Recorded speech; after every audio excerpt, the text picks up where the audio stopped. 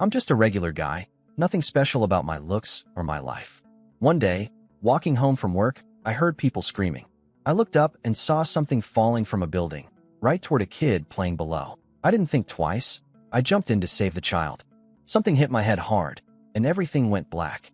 When I woke up, I was in a strange room, just a rough bed and an old cabinet. Then memories that weren't mine flooded into my head. I had transmigrated into another person's body, and this guy was also named Sun Ergu. What are the odds? Turns out the original owner of this body was a total weakling. He killed himself just because a girl rejected him during a matchmaking meeting. He was only 16 or 17. I couldn't believe it, but I didn't have time to think about that. My stomach was growling like crazy. According to the memories, I'd landed in 1960s China, a time when people could barely get enough to eat. Our village, Sunjiabeo, sat between two mountains and next to a river. In spring and summer you could dig up wild vegetables or catch some fish, but winter was brutal. The village only gave out one meal a day, just enough to keep you alive. Then I heard footsteps and a woman's voice. "Son, are you awake?" It was my new mother, Li Tsulan. I wasn't sure how to face her yet, so I stayed quiet. She thought I was still upset about the failed matchmaking and begged me not to do anything stupid, saying she and my father couldn't go on without me. That hit me hard. In my previous life, I was an orphan. I never had parents who cared about me like this. Right then I made up my mind. Since I'm living in this body now, I'm going to take good care of these people. I told her I was fine.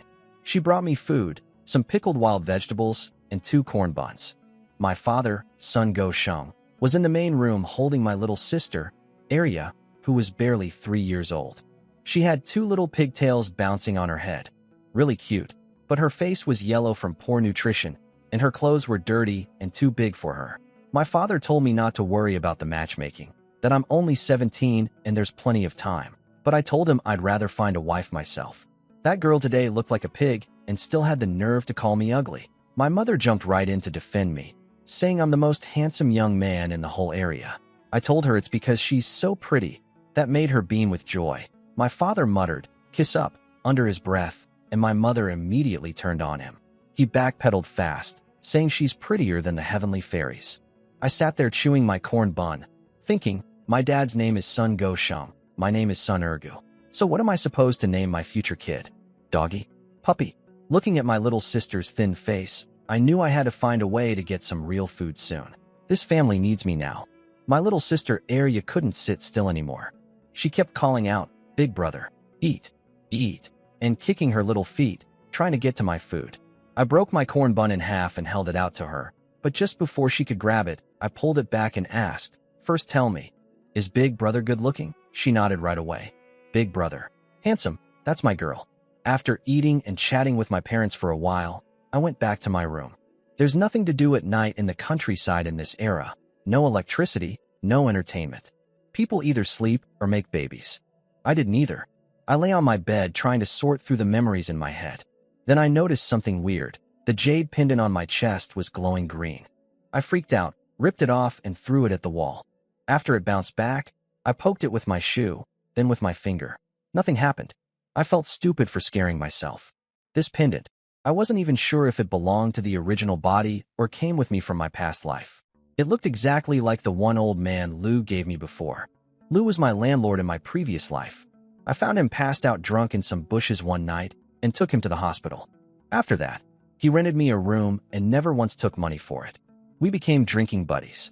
When his daughter finally took him abroad to retire, he gave me this jade pendant as a farewell gift. He told me his ancestors said it was a treasure from the immortals, and if I could figure out its secret, it would serve me well forever. I tried everything back then, dripping blood on it, chanting spells, bowing, nothing worked. I figured the old man was just drunk talking. But that night, I had a strange dream.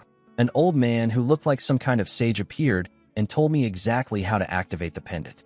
When I woke up, the method was burned into my memory, clear as day.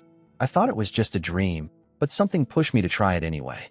The moment I finished the last word of the chant, a flash of light hit my eyes, and my soul was pulled into a completely different place. It was huge, about 4 football fields wide. There was a small mountain covered in green trees, 5 acres of rich farmland ready to be planted, and a crystal-clear spring flowing at the base of the mountain. The air smelled amazing, full of strange flowers and herbs. I touched the soil. It was perfect for growing crops. Then I went to the spring and took a drink. The water was cool and sweet. But right after swallowing it, the most intense hunger I've ever felt hit me like a truck. I felt like I could eat a whole cow.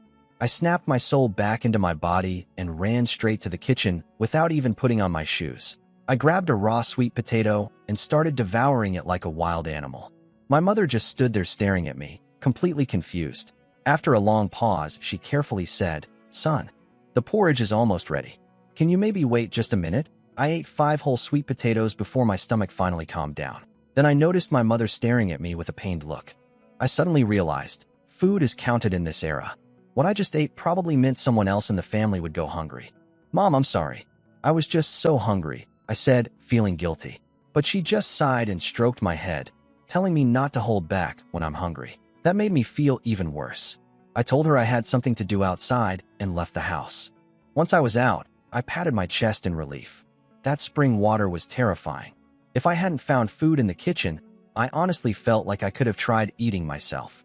Walking down the village path, I decided to test the jade space. I picked up a stone, thought, collect, in my mind, and it vanished from my hand. I checked inside the space. There it was, sitting quietly on the ground. I kept experimenting. Sticks, grass, bushes, anything I touched could be pulled into the space. I could even use a stick as an extension of my hand and collect things through it. But things like loose dirt, rocks on the ground, and water didn't work as well on their own. I even had a crazy thought. What if I put my hands on the ground and sucked the whole planet into the space? I tried it. Nothing happened. Yeah, I overthought that one. My next priority was food. I never wanted to experience that insane hunger again. And in this era, everyone is short on food. If I could stockpile some in the space, I could help my family when times get tough. I spotted the Huibao River nearby and got a wild idea. I cut a long, thin willow branch, about 4 meters, and found a spot where the water flowed slowly. I dipped the branch in and waited, like some kind of magical fishing. Every time the branch shook, I tried to collect whatever was touching it. First try, a twig. Useless. Second, dead grass. Third, a rock. I kept going until my mind was exhausted. Then suddenly, I felt something big get pulled into the space. I checked. It was a grass carp, 5 or 6 pounds at least, flopping around inside the space. I almost jumped and screamed, but I caught myself. I'm at the age where I need to find a wife. Last thing I need is the village gossips calling me a lunatic. Then I wondered, can the space preserve things long-term? What if everything just rots in there? That would be a disaster. I thought, it would be great if time could stop inside. The second that thought crossed my mind, the fish froze mid-flop, completely still, like someone hit pause. I pulled the branch out of the water and sat there recovering. Using the space that much drained my mind badly. After about half an hour, my head cleared up enough to walk home. On the way, I ducked behind a haystack where nobody could see me and pulled the fish out of the space. The moment it hit the real world, it started flopping around like crazy, perfectly alive and fresh. So the space really does preserve things with time frozen. I collected the fish back in and headed home. When I got back, my mother was busy making cornflour pancakes. Not the usual thin porridge, but actual solid pancakes. She made them just for me because she was worried I was hungry. In this era, that's a big deal. There's no such thing as lunch in the countryside. Watching her fuss over the stove while my little sister stood on her tiptoes trying to peek into the pot, my eyes got wet without me even realizing it. In my past life, I was an orphan. Nobody ever cooked something special just for me. My mother turned around, saw my teary eyes, and immediately got protective. What happened? Did some woman call you pretty boy again? Tell me who. I'll go rip her mouth off. I wiped my face quick and said, "It's nothing, Mom. Just got some wind in my eyes." After eating, I went back outside. I had planned to keep that fish in the space for a few days to test the preservation, but I changed my mind. I kept thinking about how my mother's stomach was growling, but she told me she wasn't hungry, just so I could eat more. She was skipping meals to save food for me and my sister. That broke my heart.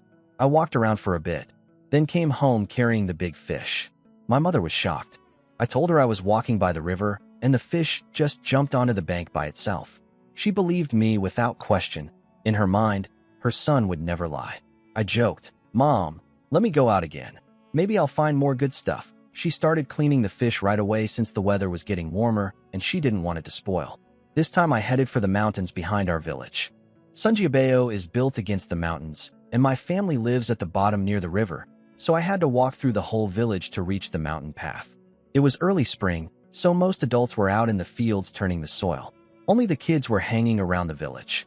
As I passed through, they all greeted me, second grandpa, and second uncle. That's right, my generation rank in the village is ridiculously high. Even some guys in their 30s and 40s have to call me uncle. After spending my whole past life being the low man on every totem pole, suddenly being everyone's elder felt pretty damn good. Talk about a promotion. Up on the mountain, patches of snow still crunched under my feet. I stayed away from the deep forest. Bears and wild boars that starved all winter were out roaming and hunting for food, and I had no intention of becoming a bear's breakfast delivery. About 20 minutes in, I spotted some wild rabbits near a dirt mound. They were way too fast to chase, so I came up with a plan. I grabbed some rocks, crept close, then suddenly threw the rocks and shouted. The rabbits panicked and bolted straight into their burrow, exactly what I wanted. I quickly blocked every exit I could find with stones.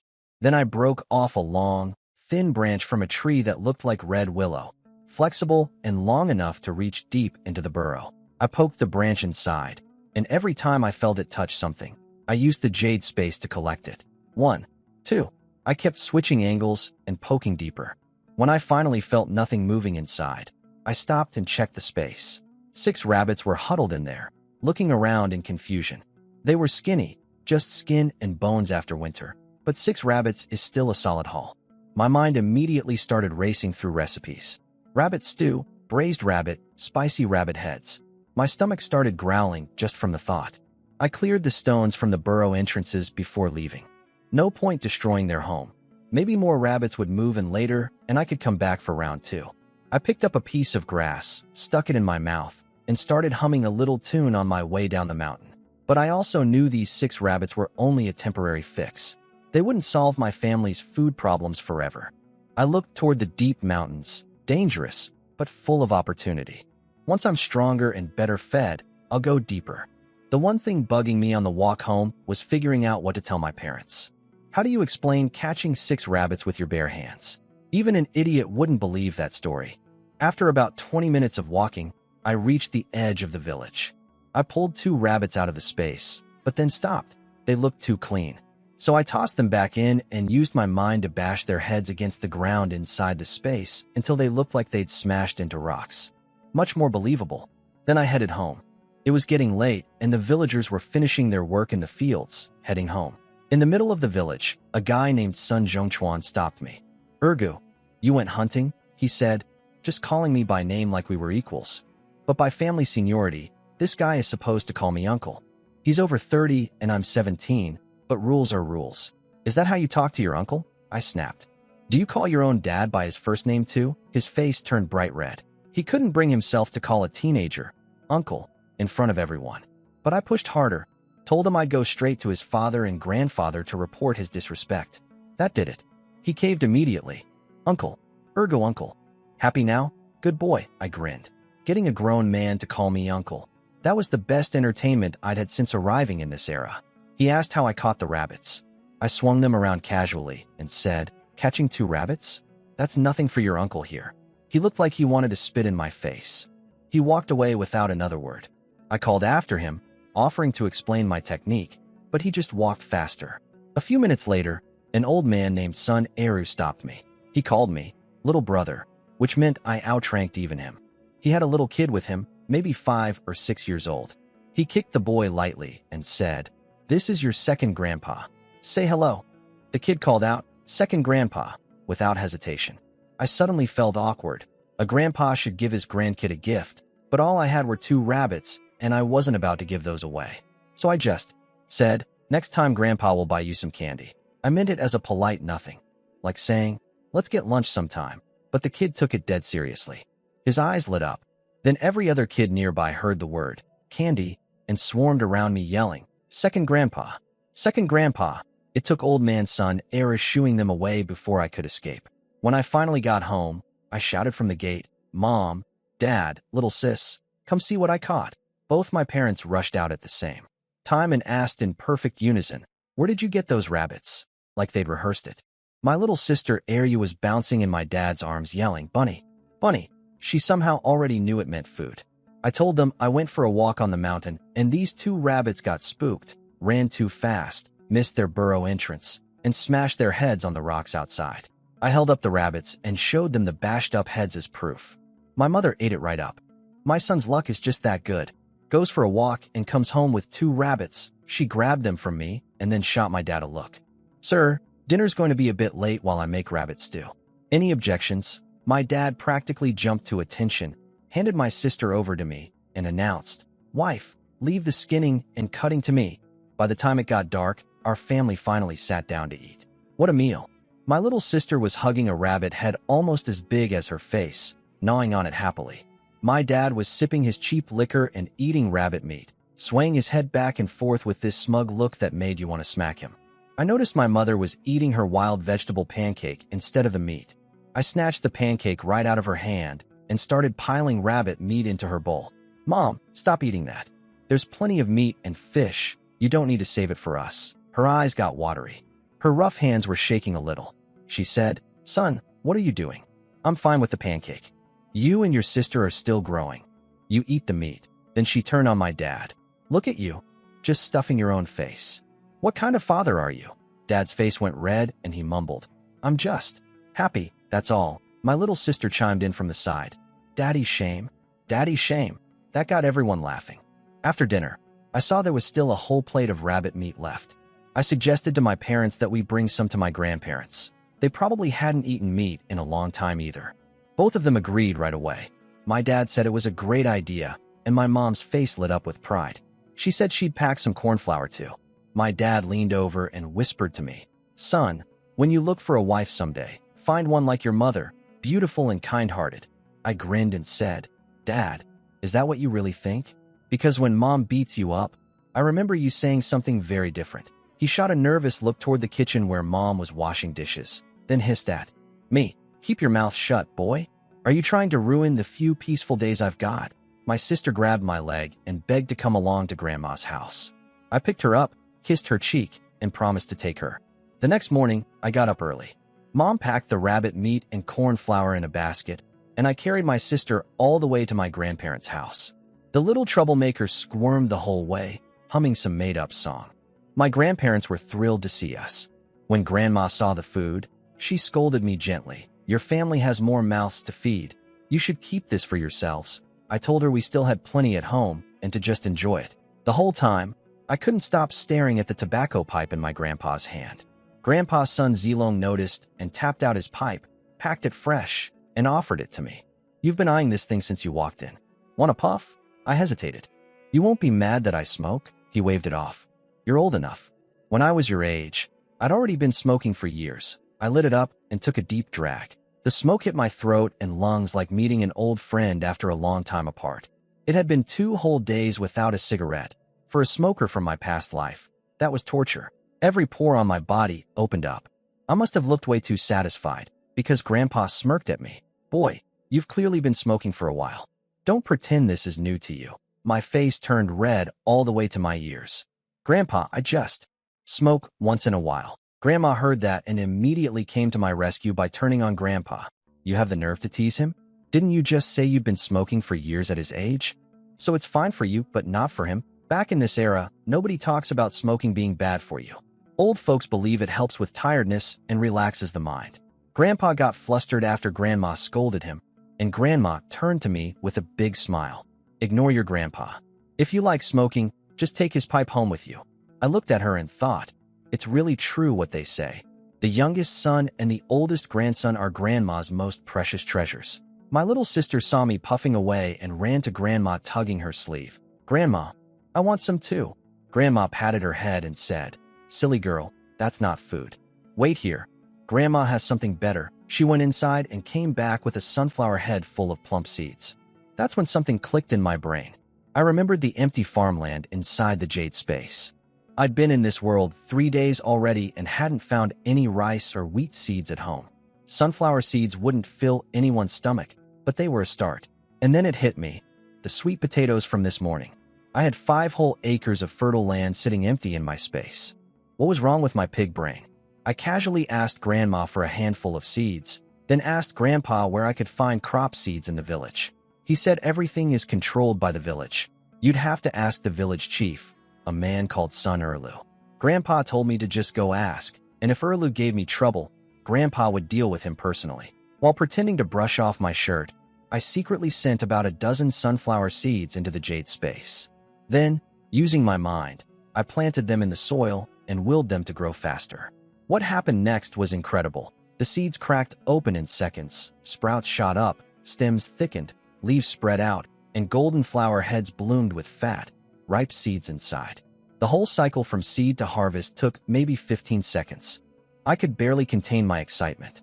This space was going to change everything for my family. Grandpa noticed my weird expression and asked if I was hiding something. I quickly said I was just happy about helping my friend get some seeds. I'd made up a story about a city friend who wanted to grow crops for fun. I asked Grandpa where the village stores its seeds. He pointed east toward the village office. I made a mental note and said goodbye, carrying my sister home. Back at the house, the first thing I did was grab some sweet potatoes from the kitchen, cut them into pieces, and planted them in the space. Whether they'd grow or not, I'd leave that to fate. For the village chief, I came up with a better excuse.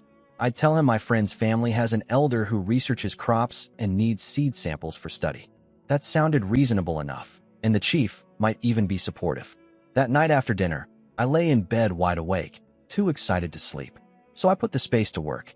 I harvested all the sunflower seeds from the first batch and replanted every single one. 15 seconds later, another full harvest.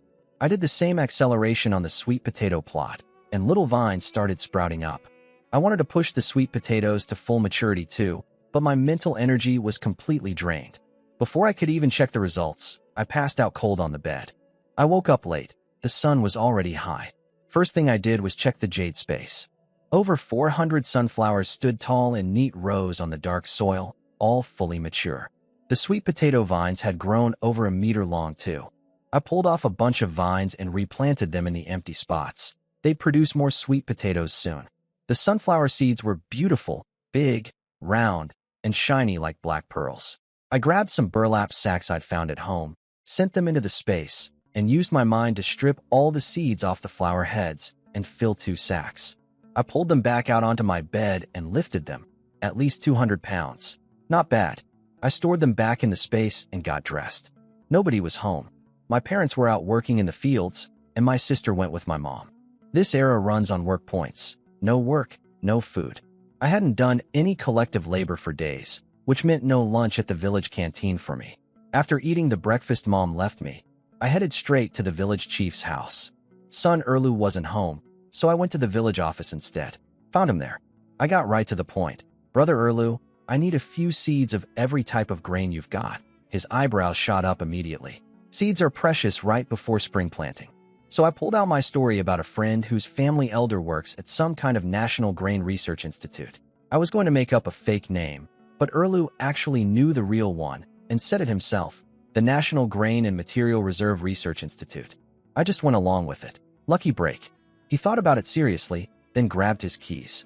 The seed storage is next door. Take what you need, but only a few of each. I'll be watching. The storehouse smelled like grain. Bags of seeds lined the shelves. I carefully counted out 5 wheat seeds, a few corn kernels, 5 sorghum seeds, 5 rice grains, and small handfuls of pumpkin, soybean, and mung bean seeds, all into a little cloth bag. Then I asked if there were any vegetable or fruit seeds. He gave me a look like I was stupid.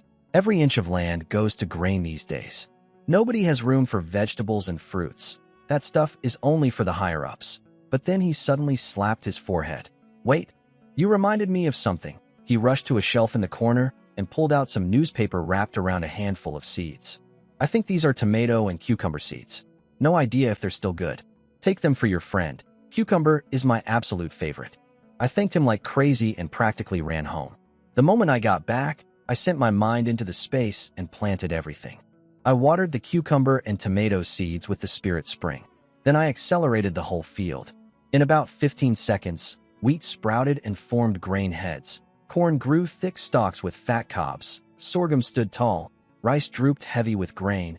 And cucumbers, tomatoes, and pumpkins flowered and fruited. 20 seconds, and everything was fully ripe.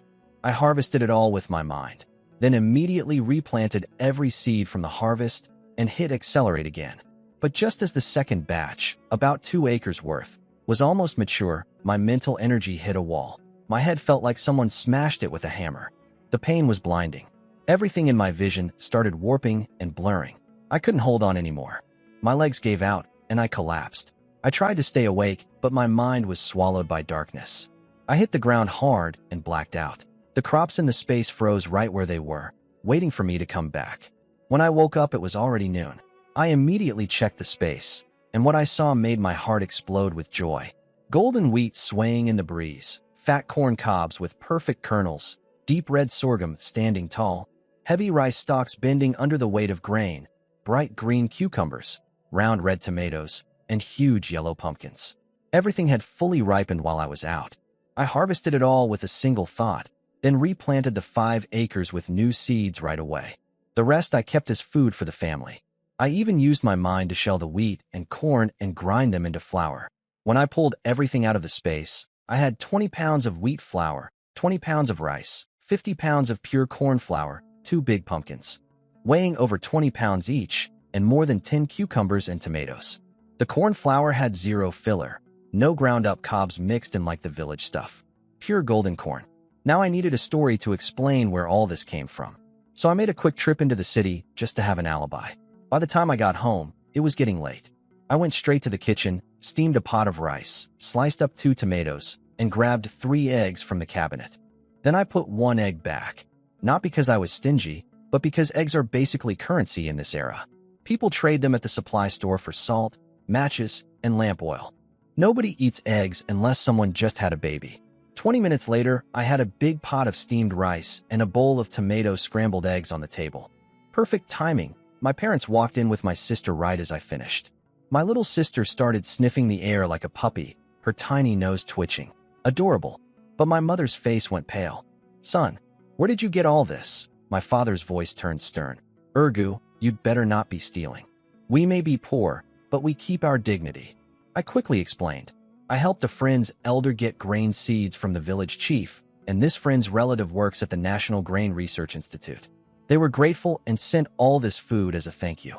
I pointed to the bags piled on the bed. My parents walked over and opened them one by one: flour, rice, cornmeal, 2 giant pumpkins, cucumbers, tomatoes. Their mouths hung open.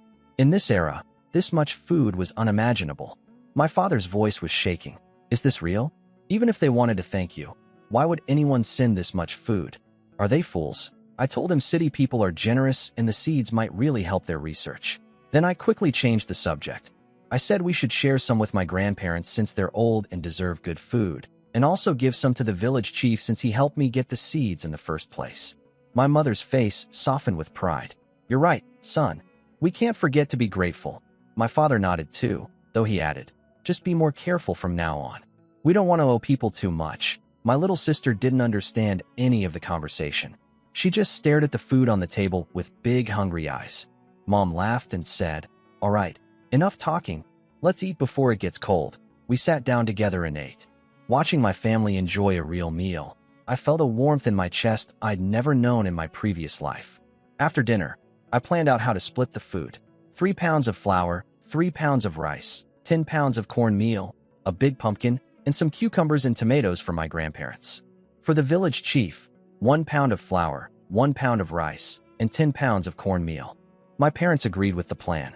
Early the next morning, I loaded up a big basket and headed to my grandparents' place, taking back roads to avoid people. In this era, you can't imagine what starving people might do if they see you carrying that much food. My grandparents got emotional when they saw everything and tried to make me take it back, saying they didn't need it. I had to explain several times that our family had plenty before they finally accepted. Then I dropped off the village chief's share. He laughed and said, "Guess being a good person really does pay off." I told him he absolutely deserved it. After that, I headed for the mountains again. Yesterday, I went too late and only got a few rabbits. Today I had my mother's pancakes packed in my basket, and I was ready to spend the whole day hunting. About an hour into the mountain, I found way more animal tracks than near the village. I spotted some wild pigeons sitting in a tree. I crept up, placed my hands on the trunk, and used the space to suck them right in. Got them. Then I caught a few small birds the same way. I pushed deeper into the forest. That's when I heard it. A familiar grunting sound. Sounded almost exactly like pigs. Wild boars. I had no weapons, no way to fight them head on. So I quietly backed off and started collecting vines from the forest. My plan was simple. I'm a brain guy, not a muscle guy. I'd weave the vines into a long rope, and the second a boar touched it, I'd pull it into the space. No need for any heroic face-to-face combat. I found a narrow passage between thick bushes, the perfect bottleneck. I tied one end of the vine rope to a tree trunk, stretched it across the path about 40 centimeters off the ground, and covered it with grass. Then I grabbed the other end and circled back toward the boars. I crept close and threw a rock into the bushes near them. The crash startled them, but the big one didn't run the direction I wanted. Instead, it charged straight at me, and the others followed. My eyes went wide. Pure terror. I spun around and ran for my life. I spotted a big boulder nearby and scrambled up it on all fours, scraping my hands bloody on the rock. I made it to the top just as the boars reached the base. They circled below, snorting and furious, trying to charge up the slope. But the rock was too steep and slippery. They kept sliding back down. Once my heartbeat slowed from about to die to just terrified, I had an idea. I still had a vine in my hand. I leaned over and whipped it down at the biggest boar. The vine hit its back, and the instant it made contact, I activated the space. The boar vanished. That gave me confidence. I kept swinging the vine at the remaining boars. But these animals aren't stupid. After watching their friends disappear one by one, 3 of them panicked. 2 found an opening and bolted into the bushes before I could reach them. The third one tried to run too, but it bumped right into my vine on its way out. Gone. Into the space. I watched the last 2 boars disappear into the bushes and felt a little annoyed, but then I checked the space. 5 of the biggest ones were mine. I sat on the boulder, wiping sweat off my face, hands shaking from the adrenaline. 5 wild boars, 8 or 900 pounds total. That's enough meat for a long time. Then I had an idea. What if these boars could breed inside the space? If they made piglets, I'd never run out of pork. I used my mind to move all 5 to the base of the little mountain in the space and built them a pen about half an acre wide. I also remembered reading something in my past life about pigfish ecosystems. Pig waste makes great fish feed. So I dug a half-acre pond below the pig pen and connected the drainage. Now I had a pig farm and a fish pond. All I needed was actual fish. I made a mental note. I need to sell some grain or pork in the city for cash, and I need proper fishing gear. No more of that ridiculous willow branch nonsense. I kept going deeper into the mountain for another hour and caught 2 wild chickens and 3 more rabbits along the way. By then the sun was directly overhead, and I decided not to push any further. If it got dark before I found my way back, my parents would lose their minds. I found a spring, pulled a pigeon from the space, and used my mind to gut and pluck it clean. Washed it in the spring water, found some dry wood, skewered the bird on a stick, and roasted it over the fire. I turned it slowly until the skin was golden and dripping with oil. Sprinkled some salt from my pocket. It sizzled on the hot meat. No fancy seasoning, but that roasted pigeon tasted incredible. I wolfed it down with 2 pancakes and a couple sips of spirit spring water from the space. Being full feels so damn good, I said, patting my belly. I put out the fire and kept exploring. Suddenly a wild chicken burst out of the grass right next to me, wings flapping like crazy. Nearly gave me a heart attack. Stupid bird, scared the hell out of me, but then I looked down at where it had been sitting. Over a dozen wild chicken eggs, lying in the grass like little treasures. My mind started racing. Could I hatch these in the space? I'd heard wild chickens are temperamental and hard to raise, but I had to try. I carefully collected all the eggs into the space, set up a special area with the temperature fixed at 38 degrees, the right heat for hatching, as far as I could remember, and grabbed one of the captured wild chickens to sit on the eggs. Well, I'll do my part and leave the rest to fate, I muttered. If these hatch and I can raise them, I'll never be short on chicken or eggs again. I pictured little chicks running around the space and couldn't help but smile. I started humming a little song as I continued through the forest. We common folks are happy, truly happy. By the time the sun started going down, I called it a day. Final count, 7 rabbits, 5 wild chickens, for pigeons, 5 mystery birds, and the crown jewels, 5 wild boars. Not a bad day at all. Same trick as before. When I got close to the village, I pulled out 2 rabbits and 2 wild chickens from the space. I left the pigeons and small birds inside. Those things have barely any meat on them, and I couldn't explain how I caught birds with my bare hands. What was I going to say, that I can fly? This time I got smarter. I stuffed everything into a burlap sack so nobody could see what was inside. If anyone asked, I'd say it was wild vegetables from the mountain. And if some fool actually tried to grab my sack and look inside, tomorrow my mother would be at their doorstep screaming their ears off. Knowing her temper, nobody in this village would dare mess with me. Between my high seniority rank and her fierce personality, I could practically run this place if I wanted to. Nobody bothered me on the walk home. My parents were already back from the fields. Mom was scrubbing the cooking pot, and Dad was sitting at the table rolling himself a cigarette out of newspaper. "I'm home," I called out, dropping the sack on the ground. Mom came over asking what was inside. I told her to look for herself while I ran to chug some water. I was dying of thirst. I only dare drink the Spirit spring water after a full meal now. That first time still haunts me. The memory of wanting to eat myself alive makes my scalp tingle. Mom opened the sack and her eyes went huge. "Husband, get over here. Look what our son brought back." Dad dropped his half-rolled cigarette and hurried over. Both of them stared at the 2 rabbits and 2 chickens in shock. I told them the mountain is full of animals right now, so I went up early and set a bunch of traps. The animals got caught by the neck, which matched how they looked, so my story held up. Dad reminded me to put warning signs near the traps so villagers wouldn't step on them by accident. I nodded and promised I already had. I picked up my little sister, rubbed her belly, and yelled, "Mom, me and Sis are starving to death. Please cook already." Mom laughed and got to work. Dad grabbed the rabbits and started cleaning them while Mom boiled water and handled the chickens, bleeding, plucking, gutting. Then she cut half a rabbit into pieces and stir-fried it with homemade pickled vegetables. The meat sizzled in the pan and the smell was incredible. She put a whole chicken in a clay pot with wild ginger, scallions, and foraged greens for a slow-simmered soup. On the big steamer, she had mixed flour and corn buns going. Sitting in the main room holding my sister, the smell from the kitchen was driving me crazy. I told Dad, "We're eating well tonight. That fried rabbit smells amazing, and chicken soup is going to be so good." Dad puffed his cigarette and smiled. "Son, these past couple days have been something else. I can't remember the last time we ate like this." When Mom called out that dinner was ready, I practically sprinted to the kitchen. Everything looked incredible. Golden stir-fried rabbit, bubbling chicken soup with green vegetables floating on top, and plump steamed buns giving off a weed aroma. I grabbed a bun, bit into it, stuffed a piece of rabbit in my mouth, and mumbled with my cheeks full, "Mom, your cooking is amazing." She beamed and said, "Eat as much as you want. There's plenty tonight." Dad took a sip of the chicken soup and closed his eyes. "This is the freshest soup I've had in years." My little sister was clutching a chicken leg, gnawing at it even though it was too hot.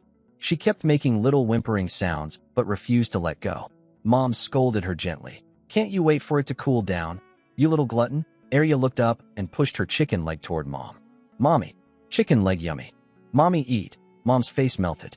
She stroked the little one's cheek and said softly, "You eat it, sweetie. Mommy has her own." We all sat there together, eating a real meal, and for a moment everything felt perfect. After dinner, Mom cleaned up while Dad and I sat smoking. I told him I wanted to go to the pigeon market tonight. He looked at me like I was crazy. "What for?" "It's dark, you have no money, and I heard it's dangerous there." I told him I wanted to sell some things. He immediately got defensive. "You'd better not be selling our grain or those animals you caught. Nothing is more important than food right now." I calmed him down and explained that I actually caught more than what I brought home. I hid 3 extra rabbits and 3 wild chickens on the mountain because I didn't want the whole village seeing how much I got. People get jealous. Dad's expression changed. He let out a long sigh and said, "Son, you did the right thing. You've really grown up." He agreed to let me go, then walked over to the cabinet and pulled out 50 cents to give me. I was confused. I was going there to sell, not buy. He explained that sellers have to pay a 10-cent entrance fee. He'd clearly been there before. Then he gave me directions, about an hour's walk, through the city heading east for about half a mile until I'd see a big willow tree. Turn right, walk a bit more, and I'd find it. He also warned me to be careful. Lots of thieves and tricksters there. Don't be too honest when bargaining, but don't be too greedy either. And if someone tries to rob me, just let the stuff go. Dad wanted to come with me, but I talked him out of it. We couldn't leave Mom and my sister home alone at night with all that food in the house. I told him I'd just sell the extra game, buy some salt and daily supplies, and come straight back. He patted my shoulder and told me to be safe. I went to my room to rest, but couldn't sleep. I was too excited about seeing a real black market. Around 11 at night, I grabbed a flashlight and slipped out quietly. The walk took about 50 minutes. I found the big willow tree Dad described, turned right, and soon spotted a narrow alley with flashlight beams flickering inside. This was it. Two big guys stood guard at the entrance. One asked in a low voice, "Buying or selling?" "Selling first, then buying." "Entrance fee, 10 cents. I paid and walked in with my sack. The place was packed, people sitting on the ground, carrying bundles, stalls scattered everywhere. I found a corner, set my sack down, and waited nervously. After a while, a man wearing a buttoned-up jacket with a scarf covering his face came over. "What are you selling, kid?" I opened the sack and let him peek inside. His eyes lit up. "Wild rabbits and chickens," I said. "If you want them, give me a fair price." He rubbed his chin and started nitpicking. "These rabbits look kind of skinny. The chickens don't have much meat either. I've spent over a decade dealing with people like this in my past life." I knew exactly what he was doing. He wanted the stuff, but was trying to lowball me. In this era, sellers hold all the power. So I didn't play nice. "Brother, these were caught fresh today. If you want them, name your price. If you're just here to waste my time and haggle me down, then no thanks. Doors that way." The man in the jacket saw I wasn't someone he could push around, so he quickly changed his tune. "Brother, I was just talking, don't get upset. How about 3 yuan per chicken and 5 per rabbit? I'll take them all." I lost all interest in dealing with him. I held up my hand and said, "Goodbye? Not selling." He panicked and offered me a cigarette to keep talking. I took it, secretly checked it inside the space to make sure it wasn't tampered with, then lit it up. I told him straight, "Pork goes for at least 3 yuan a pound here. Even priced lower, my chickens are worth at least 6 yuan each, and my rabbits weigh 5 or 6 pounds apiece." His offer was insulting. While we were going back and forth, a few more people gathered around. A man with a raspy voice spoke up. "Brother, your price is fair. If he doesn't want them, sell everything to me." The jacket guy lost it. "What the hell? I was here first." The raspy-voiced man didn't hesitate. He slapped the guy right across the face. "Watch your damn mouth."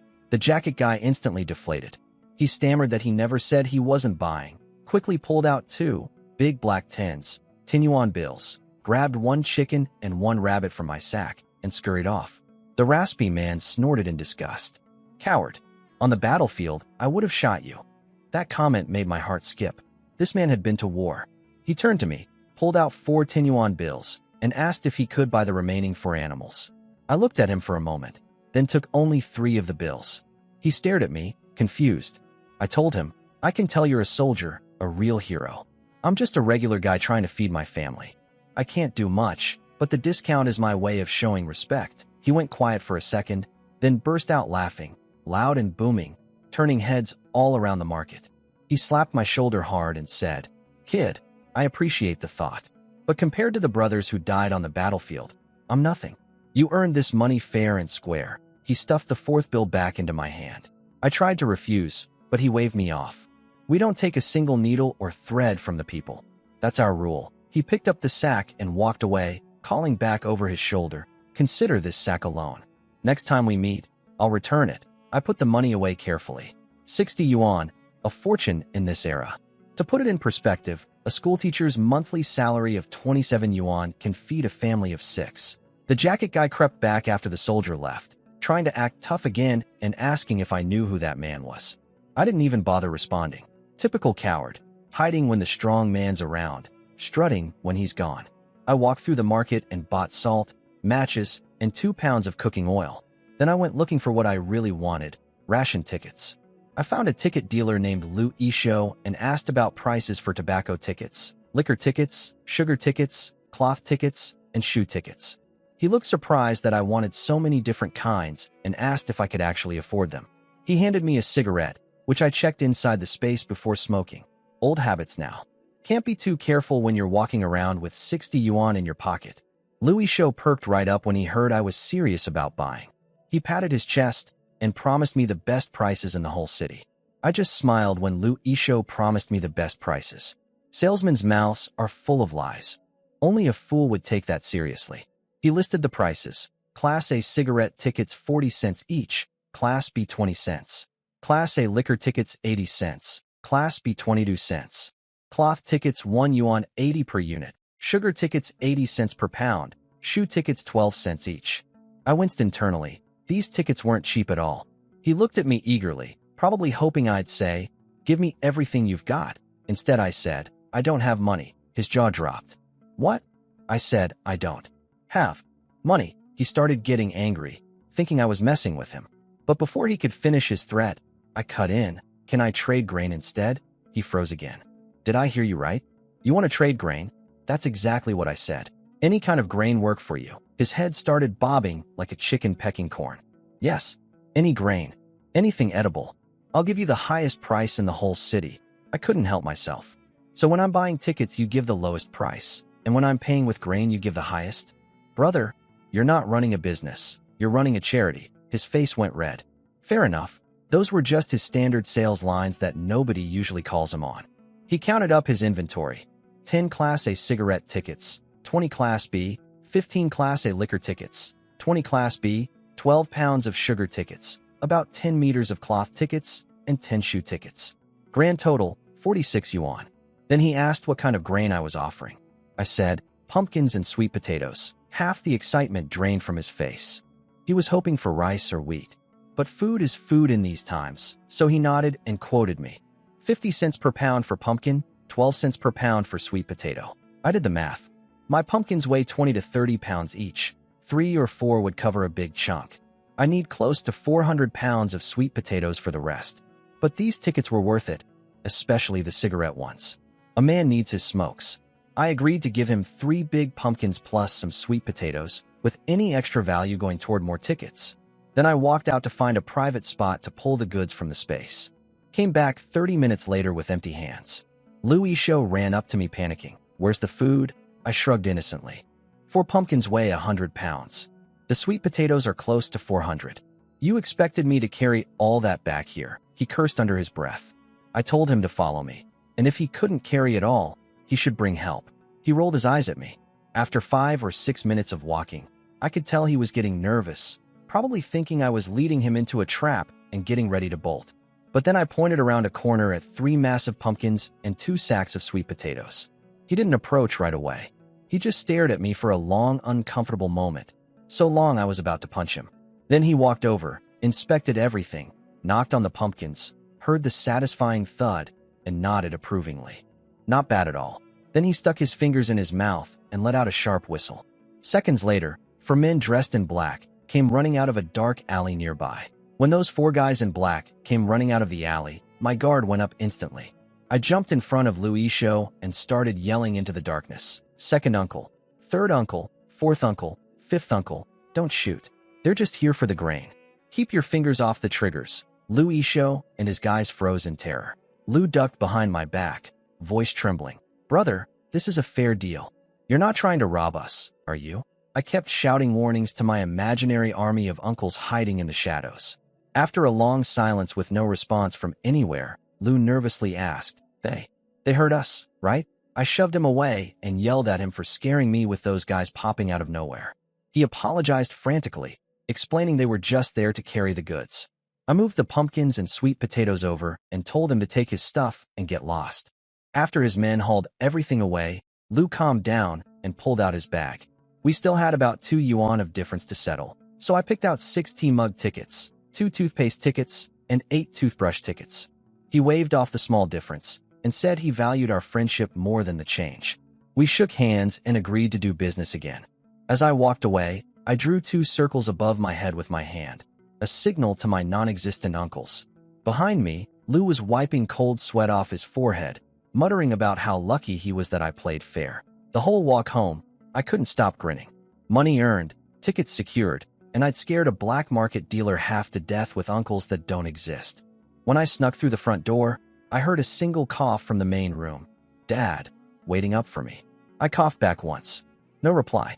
Everything was understood without a word. My heart felt warm. Next morning, I showed Dad the salt, matches, and other supplies, and told him I'd made 60 yuan. He didn't even look twice at the money, just told me to keep it. He and Mom don't need cash in the countryside. I told him I'd bought shoe tickets and wanted to take everyone into the city for new shoes. He refused for himself and Mom, saying their shoes would just get ruined in the fields anyway. But he told me to buy my sister's shoes 2 or 3 sizes too big so she could wear them next year too. Mom came in with breakfast and said the same thing. Don't worry about us. Buy whatever you think you need. After they left for collective work at the village office, I picked up my little sister and headed for the city. Today's mission: shopping. Shoes for the family, cigarettes for me, candy for my sister, and a couple bottles of liquor for Dad. The little one was bouncing with excitement. She started out riding in my arms, but as we got closer to the city, she insisted on walking. After that, she was a free spirit, chasing butterflies, squatting to stare at flower buds, running in circles. A 30-minute walk turned into almost an hour. We finally arrived at our destination, the Zibiaman supply store. At the supply store, the clerks barely glanced at us when we walked in. I went straight to the shoe section and found my sister a pair of red cloth shoes with a cute tiger face on them. They were 2 finger widths too big, perfect for growing into next year. I grabbed a pair each for my parents and picked out new ones for myself too. The Spirit Spring water had been making me grow taller, and my current shoes were getting tight.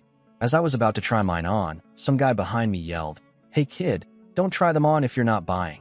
You'll get them dirty." I turned around. Decent-looking guy, late 20s. I told him I was definitely buying, but just needed to check the size. He handed me a newspaper to put on the floor under the shoes. Fair enough. Then I went back to the counter and placed my real order: 2 cans of malted milk powder, 1 pack of Zhonghua cigarettes, 1 carton of Dakiaman cigarettes, 1 bottle of Maodai liquor, 2 bottles of Fingio, 2 bottles of Dukong, 3 pounds of white rabbit candy, 2 pounds of white sugar, 3 pounds of hard candy, 2 pounds of pastries, and 10 pounds of soybean oil. The 2 women behind the counter stared at me with their mouths open. "Are you sure you want all that?" one asked. Can't blame them. This order would cost a regular worker 2 months' wages, plus you need ration tickets for everything. I pulled out my stack of tickets. They checked each one carefully, then tallied it up: 32 yuan and 40 cents including the shoes. I paid cash without hesitation. They packed everything into my basket and reminded me to be careful on the road with so much stuff and a toddler. I stopped at a state-run restaurant on the way out and bought some peanuts. Once we were outside the city with nobody around, I secretly moved most of the cigarettes and liquor into the jade space while my sister wasn't looking. Thanks to the Spirit Spring water improving my body, I carried my sister and the heavy basket for over 30 minutes without feeling tired. When we got home, my parents were still in the fields. I put my sleeping sister on the bed and made myself egg fried rice with the leftover rice, plus a cold tomato salad with the white sugar I'd just bought. While eating, I started daydreaming about all the famous Beijing foods I needed to try: Quanjued roast duck, Donlishun lamb hot pot, stewed intestines from Shaochongchun. My mouth was watering just thinking about it. I fell asleep next to my sister and didn't wake up until my parents got home. Mom saw the full basket and asked why I'd bought so much. I pulled out the 2 pairs of shoes for them. Mom scolded me first. I already have shoes. Why waste money? Then took the shoes, stared at them with this big smile, and couldn't stop giggling. They had little embroidered flowers on them. Dad was more straightforward. He grabbed his pair, tried them on, walked around, and announced, "Perfect fit." My son has good taste. Mom tried hers on too. I noticed her socks were covered in patches and told her I'd buy new socks next time I went to the city. She waved me off. "I'm in the fields all day. What do I need nice socks for? And these shoes, I'm saving them for special occasions like visiting my mother's house or village celebrations." Dad smirked at her. "You're right. I guarantee within 3 days, you'll be wearing those shoes around the village showing them off to everyone." Mom yelled at Dad for his smart mouth, and both Dad and I cracked up laughing. My little sister had no idea what was going on, but started giggling too. Mom snapped at her. "What are you laughing at, you little rascal? You don't even understand." I scooped up my sister and unwrapped a white rabbit candy for her. Mom scolded me for spoiling her, but I just shrugged. She's my sister. I'll spoil her if I want. While the little one sucked on her candy with those big eyes staring at Mom, I started thinking about a real problem. I had plenty of food in the space now, but no legitimate way to explain where it all came from. I needed to find a job in the city, some kind of income source, so I could bring things out of the space without raising suspicion. Maybe I could trade 2 wild boars for a work position, but I really didn't want to punch a clock every day like everyone else in this era. It felt like a dead end no matter which way I looked at it. Mom went to cook dinner, a pot of dough drop soup and a plate of stir-fried wild greens. I pulled out the peanuts I'd bought earlier and the bottle of Moutai and asked Dad if he wanted a drink. Dad, the classic henpecked husband, didn't answer me. He just looked at Mom with a goofy grin. Mom rolled her eyes. For heaven's sake, you're a grown man. Your son offers you a drink, and you stare at me like I'm going to stop you? When have I ever kept you from drinking? Dad happily agreed and was thrilled it was Moutai. But the second Mom heard the word, Moutai, she jumped off her seat, snatched the bottle from my hand, and declared, "This is way too good for your father. Save it for your grandpa. You two drink something else tonight." Dad looked at me with desperate, helpless eyes. I could only shrug. "Sorry, Dad." He leaned in and whispered, "Son, do you have more Moutai?" "Nope. Just Fingio and Nolanshin. Pick one." His face lit up at Fingio, but Mom overheard and got worked up again. "Wait, someone told me Fingio is even more expensive than Moutai. Give me the Fingio and let them have the Moutai instead," I finally said. "Mom, are you going to let us drink anything at all?" She went quiet. A mother can't say no to her son. I poured Dad his drink, then pulled out the pack of premium Zhonghua cigarettes. I gave Dad a look, then glanced at Mom. Dad shook his head seriously. Then before I could say a word, he swiped the whole pack and shoved it in his pocket. I wasn't having that. "Dad, I think you grabbed the wrong pack. Those are mine." Under Mom's death stare, Dad reluctantly pulled the cigarettes back out. Must have picked them up by accident. "Come on, son, what's yours and mine? Cigarettes are cigarettes. They all make smoke. If any smoke will do," I fired back. "Then why don't you stick with your homemade tobacco?" Mom jumped in. To lecture him. "You're a grown man fighting your own son over a pack of cigarettes. He works hard to buy something nice and you try to pocket it? Have some dignity." Dad mumbled that he was just joking, face turning red. I looked at Mom and gave her a thumbs up. "Mom, your discipline game is strong." She glared at me. "You two are unbelievable. The father acts like a child and the son eggs him on. I give up." Dad and I looked at each other and burst out laughing at the same time. Dad put his arm on my shoulder. "Who says my son isn't a good son? Look, bought his old man cigarettes and liquor. Kid's a saint." I nodded enthusiastically. "Exactly. Dad's lucky to have me. He probably smiles in his sleep." Mom shook her head at both of us but couldn't hide her own smile. "No question about it. You two are definitely father and son. Shameless runs in the blood." The next morning I woke up to an empty house. My parents took my sister to the fields so she wouldn't disturb my sleep. After breakfast, I decided to head into the city just to look around. Half an hour of walking later, my legs were killing me. First thing I'm buying when I have enough money is a bicycle. Even a used one. I stumbled onto a bus stop and somehow ended up boarding a bus without really thinking about it.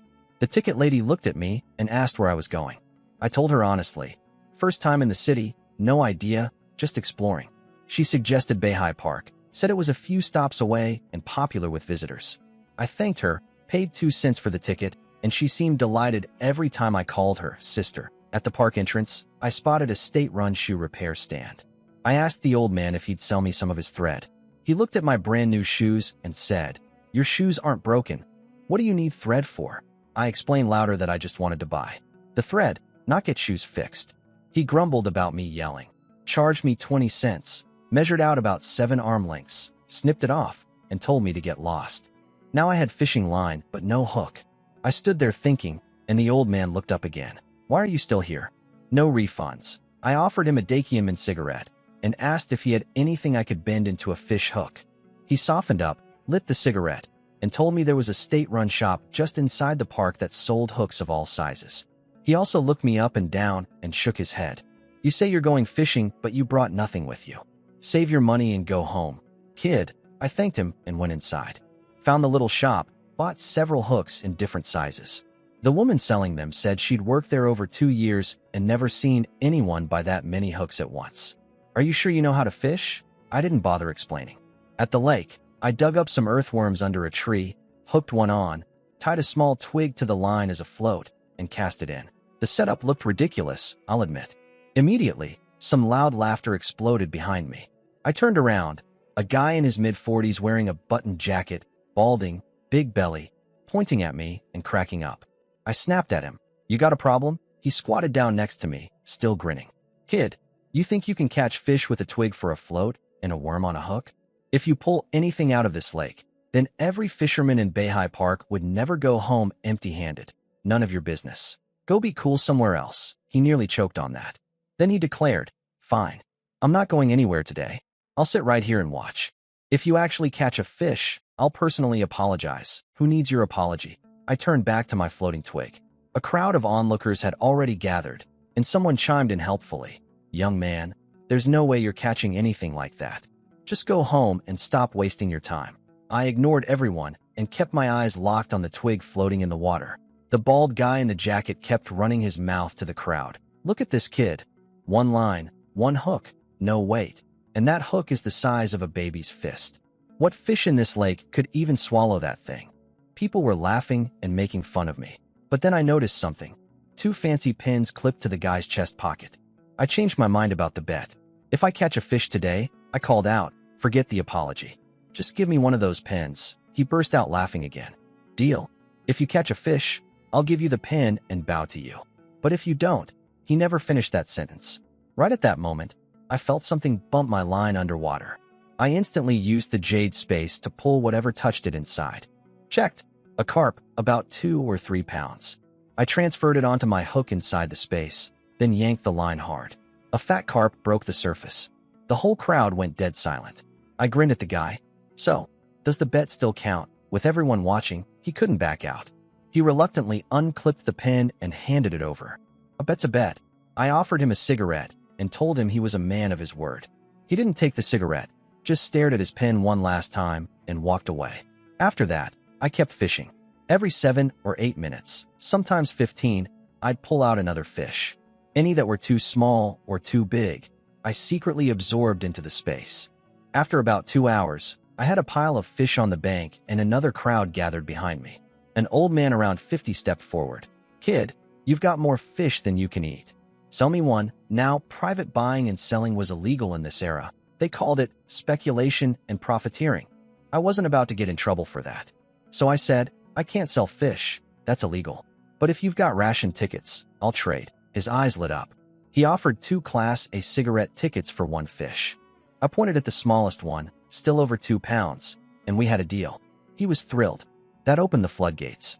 A guy in his 30s stepped up offering a 1-pound meat ticket for 2 fish. Meat tickets are the most valuable kind, but I didn't need meat. I had wild boars in my space. "No thanks, keep it." His jaw dropped. He couldn't believe a young guy just turned down meat. I stood up and announced to the crowd, "I'm only trading for cigarette and liquor tickets. Those get priority." Someone offered 2 Class A liquor tickets. I calculated quickly. At market rates, that was fair for 2 fish around 2 pounds each. We swapped on the spot. After that, people couldn't line up fast enough. Someone had 20 pounds worth of bulk liquor tickets, traded for 2 fish. Another offered 5 feet of cloth tickets for 1 big fish. People were calling out which fish they wanted, pointing and negotiating. "That one, it's at least 3 pounds, right?" "Yep, deal." Business was booming. The crowd cleaned out all my fish pretty fast through trades. After they left, I kept fishing. By 4 in the afternoon, I had 50 or 60 fish piled up behind me, probably 120 or 30 pounds total. I was starting to regret not just putting them straight into the space. Then I heard someone yelling excitedly behind me. Holy crap, the old director was telling the truth. I turned around. A guy in his 30s, completely bald on top, belly like he was 8 months pregnant, was staring at my fish pile with his eyes practically popping out. He introduced himself as Sun Fuguwe, head of the purchasing department at the state-run textile factory next door. His boss had told him some kid at Beihai Park caught over 30 fish in one morning, and he came to see for himself. 30? This is at least 50 or 60. I figured that explained why he was so fat. Purchasing department guys in this era eat better than anyone. I told him flat out I wouldn't sell. Private selling is a crime. But I'd trade for tickets. He reached into his pocket and pulled out a massive handful. Salt tickets, oil tickets, tea tickets, liquor tickets, cigarette tickets, sugar tickets, pastry tickets. The man was a walking ticket shop. We traded carefully, ticket by ticket. When he ran out of tickets, I still had 4 big fish left, about 5 or 6 pounds each. He asked what I planned to do with the rest. I said carelessly, take them home, eat them, salt the leftovers, throw away the rest. Then I realized I'd just been rude to my biggest customer and quickly offered to give him 2 for free. But he waved me off. He didn't want charity. He wanted to buy them. When I hesitated about the legality, he explained something I hadn't thought of. His textile factory is a state enterprise with authorized purchasing rights. Selling to them wasn't illegal, it was actually encouraged. He could even write me an official receipt. That hit me like lightning. I'd been so worried about the speculation laws that I never considered selling directly to state-run companies. He quoted me the official price of 4 cents a pound, then glanced around, lowered his voice, and said the black market price was about 1 yuan per pound. My remaining fish weighed around 20 or 30 pounds total. He pulled out 3 10 yuan bills and said, "Let's just call it 30 deal." What could I say? I took the money. After his people hauled the fish away, he told me to come find him at the textile factory anytime I had fish or game to sell. Just give his name at the gate. He asked for my name. When I said, Sun Ergu, he grinned. "Hey, we share the same surname. You'd better think of me first from now on." Then he threw his arm around my shoulder like we were old buddies. I'm not big on man-hugging, so I slipped out of his grip as smoothly as I could. After he left, I kept fishing, but this time I didn't pull a single one to shore. Every fish that touched my line went straight into the space. I had plenty of room in there. Around sunset, I packed up, caught the bus back, and stopped at the supply store. I pulled out all the tickets I'd traded for that day and ordered a carton of Dakium and cigarettes, 1 bottle of Maotai, 2 Fingio, 2 Dukong, and 10 pounds of bulk liquor. The clerk recognized me from yesterday. "Didn't you just buy all this stuff?" "Already finished," I lied without blinking. "Oh, I'm just the delivery guy. I sell what the village catches and buy what everyone needs." The supply store clerk got curious and asked what my village usually sells. I told her, fish, wild boar, rabbits, chickens, that kind of thing. Her eyes went wide and she asked if I could sell some to the supply store next time. I hesitated about the legality, but she explained that her store also has authorized purchasing rights, same as the textile factory. She also pointed out that even the speculation enforcement officers give everyone advance warning before raids. Nobody actually wants to push starving people over the edge. That made me think of the old saying, "Don't put all your eggs in one basket." Having multiple buyers was smart. I told her I'd bring stuff by whenever the village caught something. She was thrilled. On the way home, I ducked into a grove of trees to store my basket in the space. I'd figured something out. In an era where people can barely eat, meat is king. Over the next 5 days, I hunted in the mountains and fished in the river nonstop. Never went to the city once. By the end, my space held 200 or 300 fish weighing 600 or 700 pounds total, 32 wild boars, and over 100 rabbits and chickens combined. That's not counting what I brought home for the family each day. But my constant trips in and out of the mountains with armloads of game started drawing attention. Jealous whispers spread through the village. I'd expected this, so I decided to share some of today's catch with the villagers. Those kids calling me Uncle and Grandpa every day, I should return the kindness. Early morning, I headed deep into the mountains. The outer areas were practically cleaned out from my raids over the past few days. After walking over 2 hours, I sat on a boulder to rest and munched on a cucumber from the space, wishing I had some actual fruit. Then I heard it, soft grunting sounds. My ears perked up instantly. Wild boars. And from the sound of it, a lot of them. I crawled through the grass toward the noise. These past few days of hunting taught me that wild boars are much smarter than I thought. With an incredible sense of smell, they can detect food from 5 kilometers away. I'd actually caught several by digging pit traps baited with corn and sweet potatoes. After 15 minutes of crawling, I peeked over a ridge and my heart nearly stopped. A massive herd, at least 12 or 13 boars, was gathered around a mud pit next to a patch of wild vegetables. The leader was enormous, easily 280 to 300 pounds. I lay there thinking hard about how to catch them all.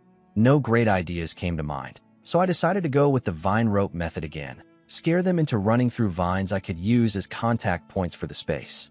This time I made sure to plan an escape route first. I wasn't about to repeat the boulder incident. Just as I was about to crawl away to find vines, a terrifying roar echoed through the forest from not far away. That terrifying roar startled me and the whole boar herd at the same time. I flattened myself on the ground and waited to see what was coming. If whatever made that sound picked a fight with the boars, even better for me.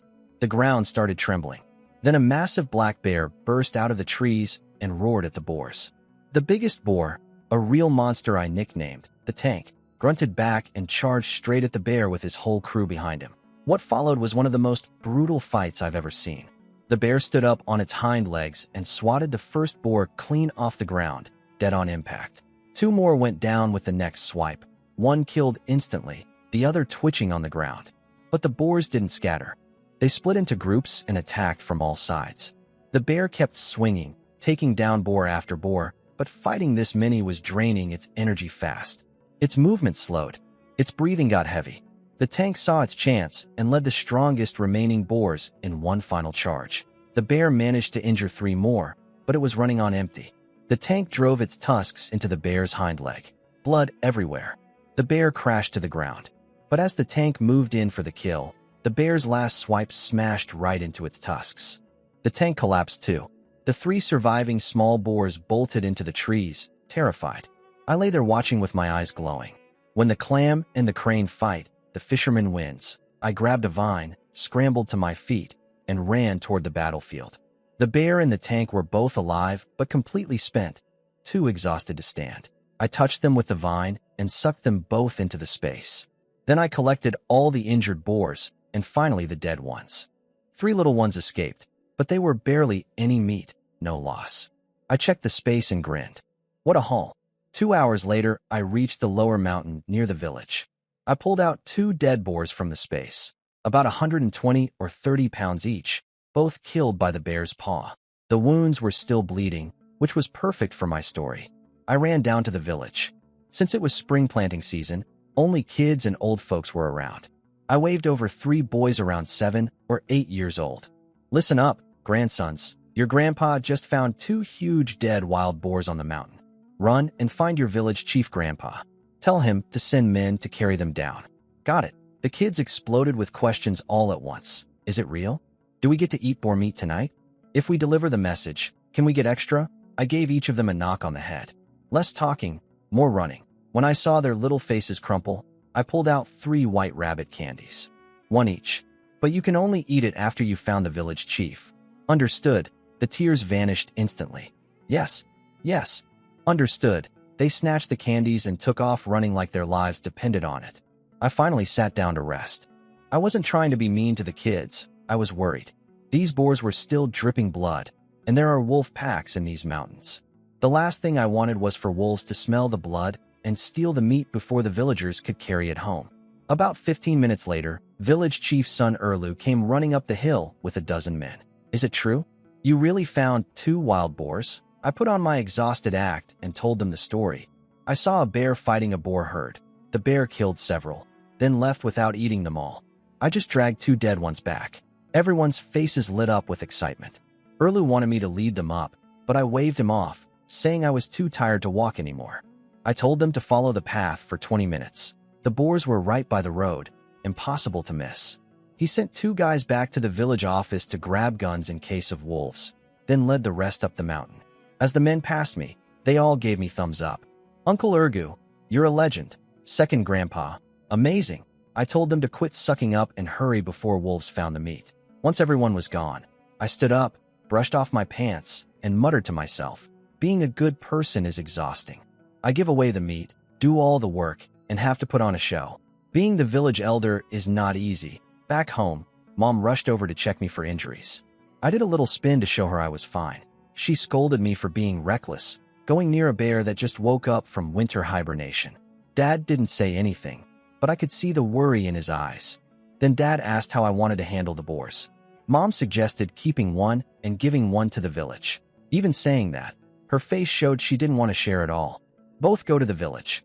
We keep nothing, I said. Mom jumped off her chair. Are you stupid?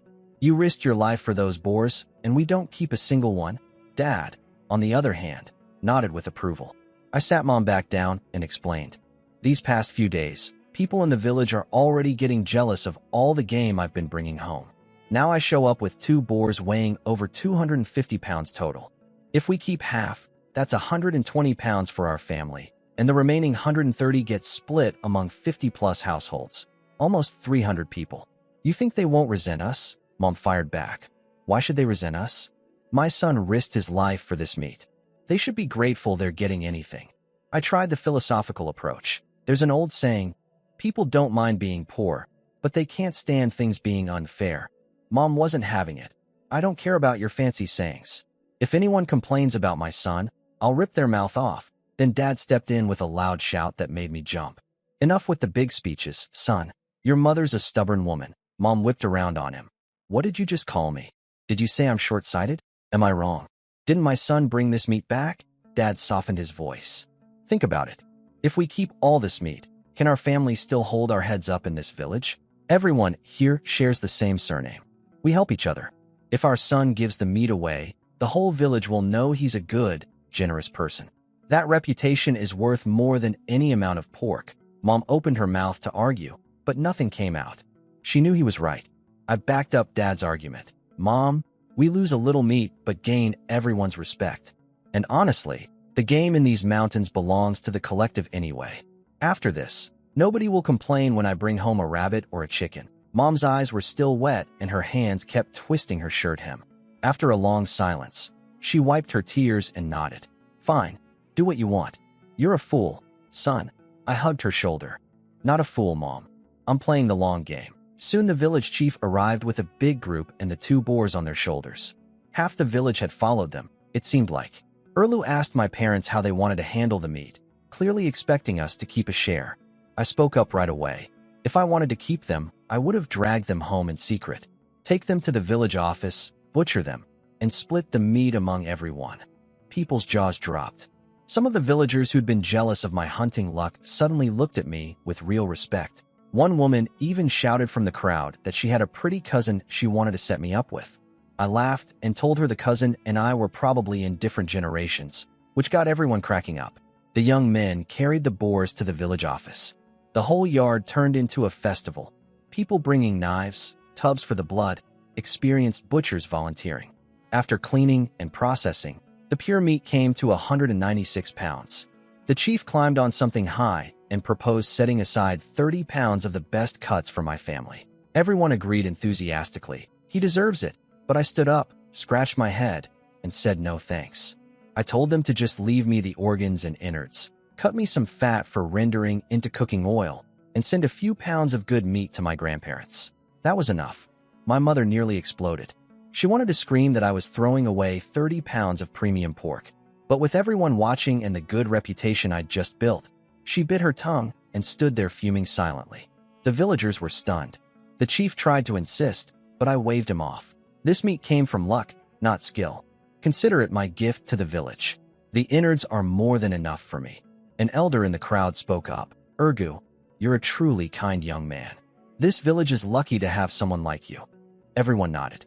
In the end, they gave me all the cleaned organs and innards, sent 5 pounds of premium pork belly to my grandparents, and distributed the rest by household size. Bigger families got more, smaller ones got less. People lined up calmly, and the chief settled the few minor disputes about who got the fattier or leaner pieces. The whole thing went smoothly. Women were already discussing recipes, kids were running around laughing, and the whole village buzzed with happiness. I watched it all and felt good about my decision. Sure, we didn't get much meat, but I had a space full of wild boar at home. If I wanted, my family could eat meat until they were sick of it. This was about something bigger. Mom was still a little sore, but seeing how much everyone respected me softened her up. She joined the women's cooking discussions and even started smiling.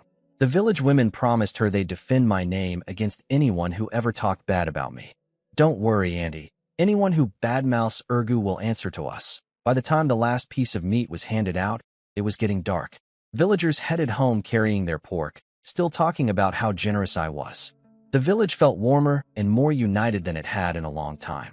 Meanwhile, I was already home with a huge pot full of pig organs, intestines, heart, liver, everything, bubbling away on the stove.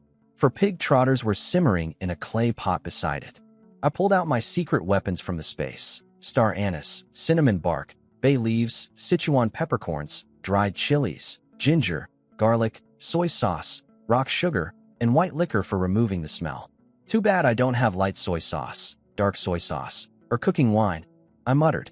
But this'll do. About 40 minutes later, the smell coming from that pot was unbelievable. It floated out of the kitchen like it had a mind of its own. My little sister was playing in the yard when her nose suddenly twitched. She followed the scent straight into the kitchen, eyes wide, drool practically dripping. I gave her a finger-length piece of intestine.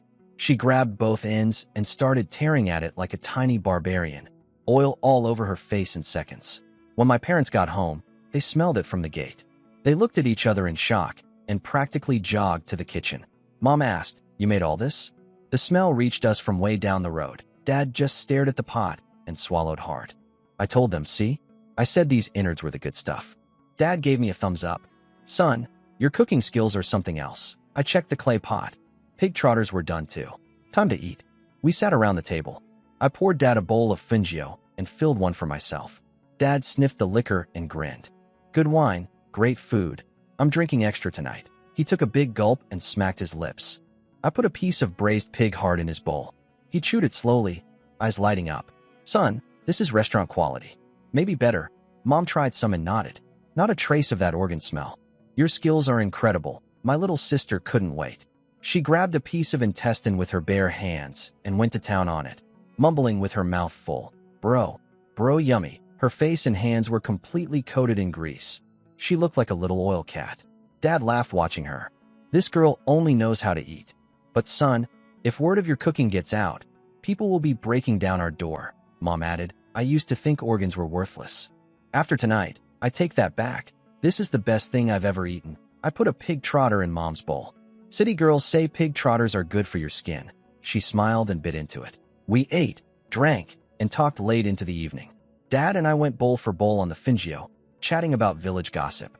My sister kept eating non-stop, occasionally reaching over to steal food right out of our parents' bowls. Mom watched us all with the happiest smile I'd ever seen on her face. Past 1 in the morning, I showed up at the pigeon market again. Paid my 10-cent entrance fee. The 2 guards looked confused at my empty hands. I explained the goods were stashed outside, but I was definitely selling tonight. 13th uncle, a voice called out. I froze for a second before realizing it was Louis' show. He was calling me that because of last time's fake uncle stunt. I played along. "Nephew, you're too polite." Lou wanted to slap himself. He was still haunted by the memory of me screaming about my imaginary armed uncles. And it bugged him that I'd casually called him nephew, and he couldn't take it back. He spat and said it was a slip of the tongue, then offered me a cigarette and asked if I needed tickets again. I told him yes, and asked if he had a bicycle ticket. To my shock, he actually did. "Just got it today? 90 yuan. And he swore he wasn't making a penny on it. Payment in grain only." I nearly choked. "A bicycle costs less than 200, and you want 90 just for the ticket? Are you robbing me?" He swore on his life that's what he paid for it. I believed him. In this market, reputation matters. Plus, he said the ticket had no expiration date. That sealed it for me. I'd buy the actual bike once I got a proper job. No rush. We agreed on the deal. About 180 pounds of pumpkins, 6 or 7 from my space. Easy. Then a middle-aged man from the cigarette factory approached me. He had 2 cartons of Dakium cigarettes, offering them at 3 yuan 50 per carton instead of the standard 4. No ticket needed, grain payment only. As an old smoker, I couldn't resist. I asked how many he had, and we struck a deal. I'd pay in sweet potatoes at 12 cents per pound, same rate as last time. Lou confirmed the price was fair. The man quickly calculated he'd get 146 pounds of sweet potatoes. I rounded up for him. Then a woman in her 30s rushed over and grabbed my hand. She had a Shanghai brand wristwatch, retail price 120 yuan. She was asking 115, no ticket required, grain payment. The watch gleamed even in the dim light. I'd been wanting a watch, so I agreed on the spot. Lou teased me. "Big spender. You just got a bike ticket and a watch. That's 2 out of the 3 must-haves for a wedding. You're almost set." I shot him a look. "Well, I've got plenty of uncles to help out. And a ticket-dealing nephew doesn't hurt either." Louis' show went quiet after my nephew joke. I told everyone to follow me to pick up the goods and reminded them to be careful. Lou whispered to the other 2 behind him, "Stay behind me. Don't rush toward the food. This kid has a dozen uncles with guns guarding the spot. If something happens, don't say I didn't warn you." The cigarette man and the watchwoman both broke into a cold sweat, but they'd already handed over their stuff, so they had no choice but to follow. Lou acted calm since he'd been here before, but I noticed him conveniently forgetting that he was just as terrified the first time.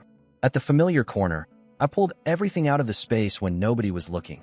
18 big pumpkins, 2 sacks of sweet potatoes, and 1 sack of corn. I split them up, 6 pumpkins for Lou, 8 for the watch lady, and 2 bags of sweet potatoes for the cigarette man. The lady asked if I could wait while she went to get her husband. I told her we'd be here. I still had more business with Lou anyway. While she was gone, Lou begged me to stop calling him nephew. I laughed and agreed, just a joke. Then a noise came from the direction the cigarette man had walked. Lou flinched. I casually waved my hand toward the sound, and it stopped. Whether that was coincidence or my imaginary uncles doing their job, Lou didn't need to know.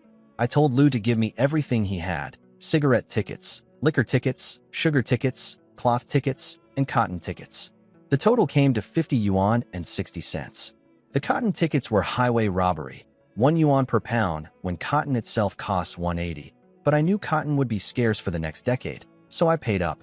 I had, for pumpkins and a sack of corn left, which I used to buy 16 mug tickets, 2 shoe tickets, 10 pounds of bulk liquor tickets, and some other small items to settle the difference. Just as we finished, the watch lady came back with her husband, a skinny guy who didn't look like much. But then he pulled out 3 big burlap sacks, loaded up over 200 pounds of pumpkins, threw 2 sacks on his own back, and his wife carried the third. They thanked me and marched off like it was nothing. I stared after them in disbelief. Don't let the skinny frame fool you. That man's bones are packed with muscle. Lou whistled, and 6 guys came running out of a dark alley. They waited at a distance until I waved them over. Then each grabbed a pumpkin and vanished into the night. I teased Lou about having so many men. He snapped at me for calling him nephew again. I apologized, slip of the tongue, then asked about his crew. He said they were all brothers who looked out for each other, doing various jobs to get by. That gave me an idea. I asked if any of his people dealt in antiques or old paintings and calligraphy. He looked at me like I was crazy. Nobody wants that stuff right now. You could leave it on the street and nobody would pick it up. I told him it wasn't for me, but for an elder in my family who collected things like that. Lou nodded understandingly and said he knew someone in that business. He'd introduce us next time I came by.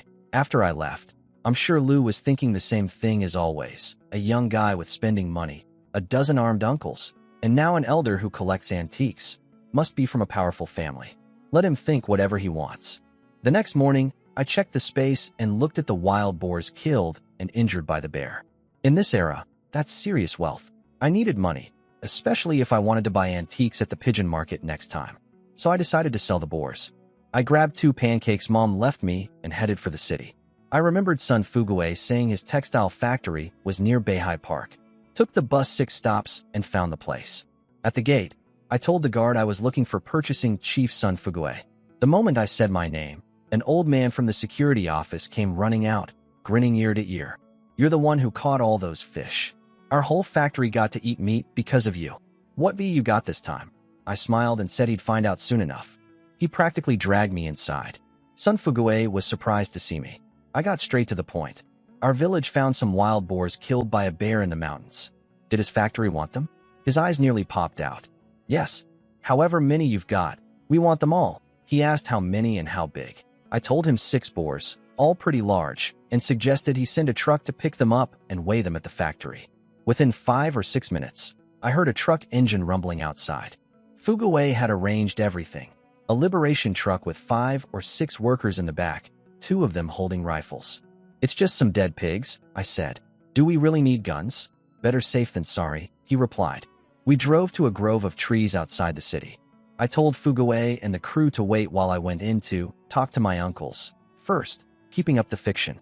Once I was alone and sure nobody could see, I pulled all 6 boars out of the space and laid them on the ground. When I brought Fuguei and his guys over, they all gasped. These boars were massive, thick fur, huge bodies, clearly killed by powerful blows. Fuguei walked around them, nodding with satisfaction. These are impressive. Name your price. I honestly didn't know what to ask. The official price for pork is around 75 to 80 cents per pound, but on the black market it's hit 350. I told him to just make me a fair offer. He appreciated the honesty and laid it out straight. Black market price for butchered pork was 350 per pound, but since these were whole, unprocessed boars, he'd pay 3 yuan per pound. My heart nearly jumped out of my chest. That was way more than I expected. I agreed immediately. We drove back to the factory. Fuguei sent the boars to be weighed and took me to his office for tea and cigarettes. Sitting there, it still didn't feel real. Everything had gone so smoothly.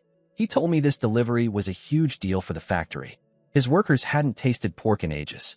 I agreed that times were tough everywhere. Fuguei and I kept chatting over tea until someone came in to report. All 6 boars weighed a total of 997 pounds. Fuguei waved the guy away and said, Let's round it up to 1,000. 3 yuan per pound. That's 3,000 yuan. 3,000. I tried to act humble. That's too generous, brother. He waved it off. We're family now. Just remember to bring us good stuff next time. Before I took the money, I asked if I could get some tickets too, deducted from the total. Fuguwei laughed and pulled a thick stack of tickets from his drawer. I prepared these after you sold us the fish. And don't even think about paying for them. These are gifts between brothers. Getting tickets is easy for people like us. It's regular folks like you who have it hard. I wasn't going to argue with that. I thanked him sincerely and told him I'd show my gratitude through future deliveries. Around 11, he invited me to stay for lunch at the factory cafeteria. Free food.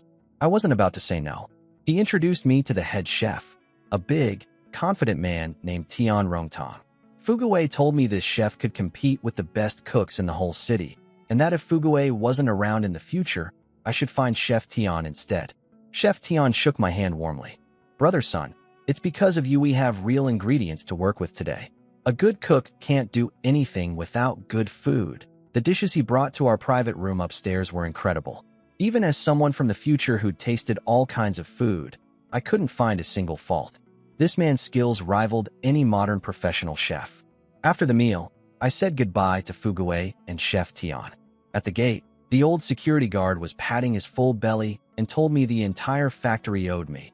Yesterday's fish, today's pork. I told him to thank their purchasing chief, not me.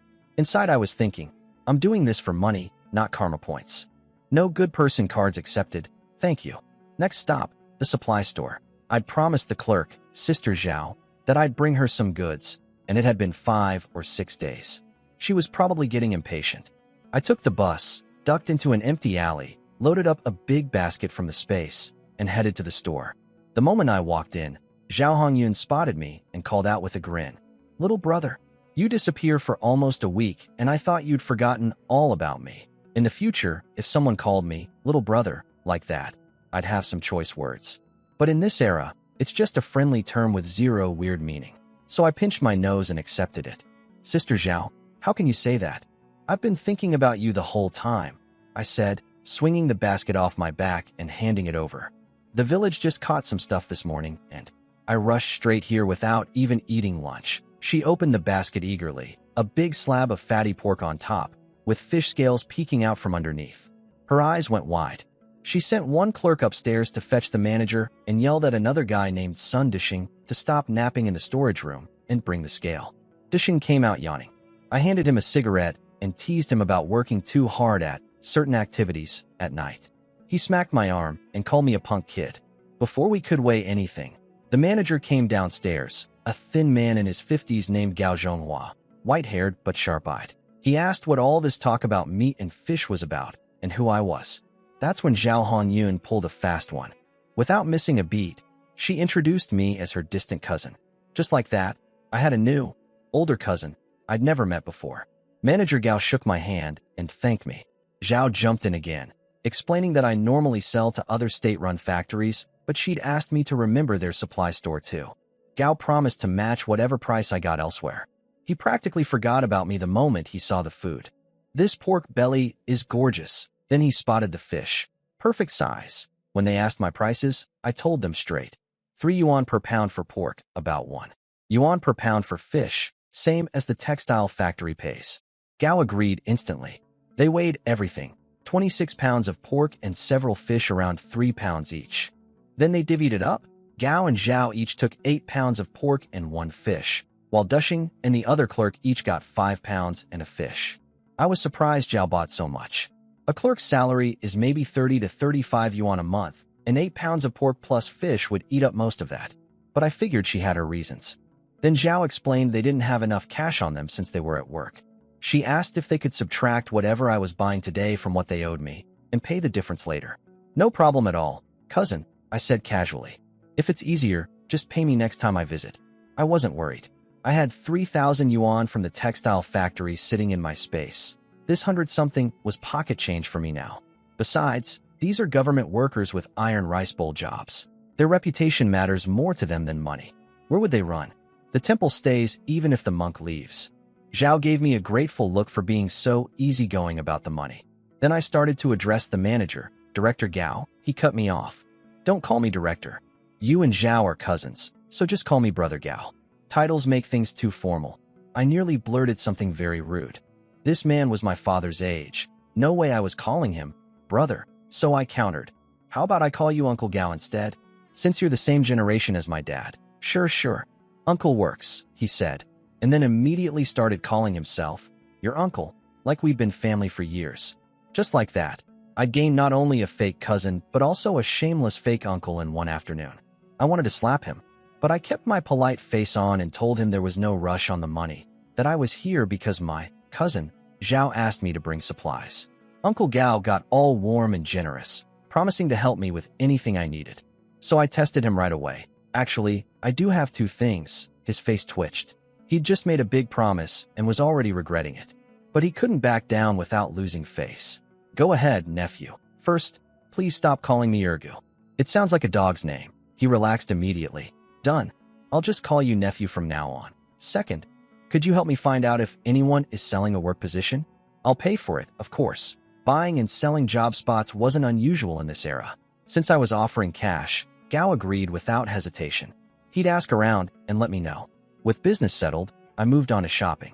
Uncle Gao, how about giving me all the Moutai you've got? Plus some Zhonghua cigarettes, Dakiaman, and 5 pounds of white rabbit candy. He blinked. These were all premium goods in short supply. But he'd just promised to help me, so he couldn't say no. He nodded and told the staff to pack everything up. The Zhonghua cigarettes were for daily smoking. My lungs can't handle the cheap stuff anymore. The Moutai? That wasn't for drinking. In the future, aged Moutai is worth more than gold. I was investing. After paying, I received 64 yuan in change from what they owed me. I said goodbye, promised to come back, and headed out. Outside the city, I ducked into the grove of trees and stored everything in the space. I lit up a Zhonghua and started humming. Made some money. Don't know how to spend it all. Back in the village by 4 o'clock, my parents were still working. With nothing to do, I checked the space and noticed those 2 big sacks of sunflower seeds I'd grown ages ago, my very first crop. I'd forgotten about them since the space was now overflowing with real grain. I figured I'd roast them. Just toss some sand in a big pan and keep stirring. That's how it's done, right? With 100 or 200 pounds of seeds, even if I mess some up, it wouldn't matter. A nice snack for the family. My first attempt at roasting sunflower seeds, total failure. Lost 3 pounds. Second try, failed again, 5 pounds wasted. Third time, another disaster, 10 pounds gone. But I don't give up easy. On the 4th try, I was extra careful with the heat and timing. When I heard that familiar crackling and smelled that nutty aroma filling the kitchen, I knew I'd finally nailed it. A whole basin of perfectly roasted sunflower seeds. I wiped the sweat off my forehead and smiled. The family had a new snack. I checked my new watch, already 5:20. Time to cook dinner. I pulled out a nice piece of pork belly from the space and decided on braised pork. Too bad I don't have glass noodles. Pork stew with noodles would have been perfect. I made smashed cucumber salad, sugar-coated tomatoes for my sister's favorite, reheated leftover, fried peanuts, and put a whole wild chicken in a pot for soup. Wild chicken is terrible stir-fried, too gamey and dry, but it makes amazing broth. When my parents came home with my sister, they looked exhausted from a full day in the fields. I took their tools and told them to wash up for dinner. My little sister ran to me and grabbed my leg. Bro, what yummy today? I tapped her nose. Sugar tomatoes, braised pork, and chicken soup. Happy. Dad sat down and got emotional. Our son really has grown up. I poured him his drink and told him I just wanted to cook something nice after their hard day. Mom started crying. She said ever since my failed matchmaking, I'd become a completely different person, more mature, more thoughtful, more caring. Almost like I wasn't the same boy anymore. Dad snapped at her through his own teary voice. The kid's doing great. What are you crying for? Shut up. I'm crying because I'm happy. Then Mom got quiet and asked about my older sister, son Ernie, their firstborn, 8 years older than me. She'd married a soldier and followed him to Fujian province. They had 2 kids, Xiaolong, 8, and Xiaofeng, 5.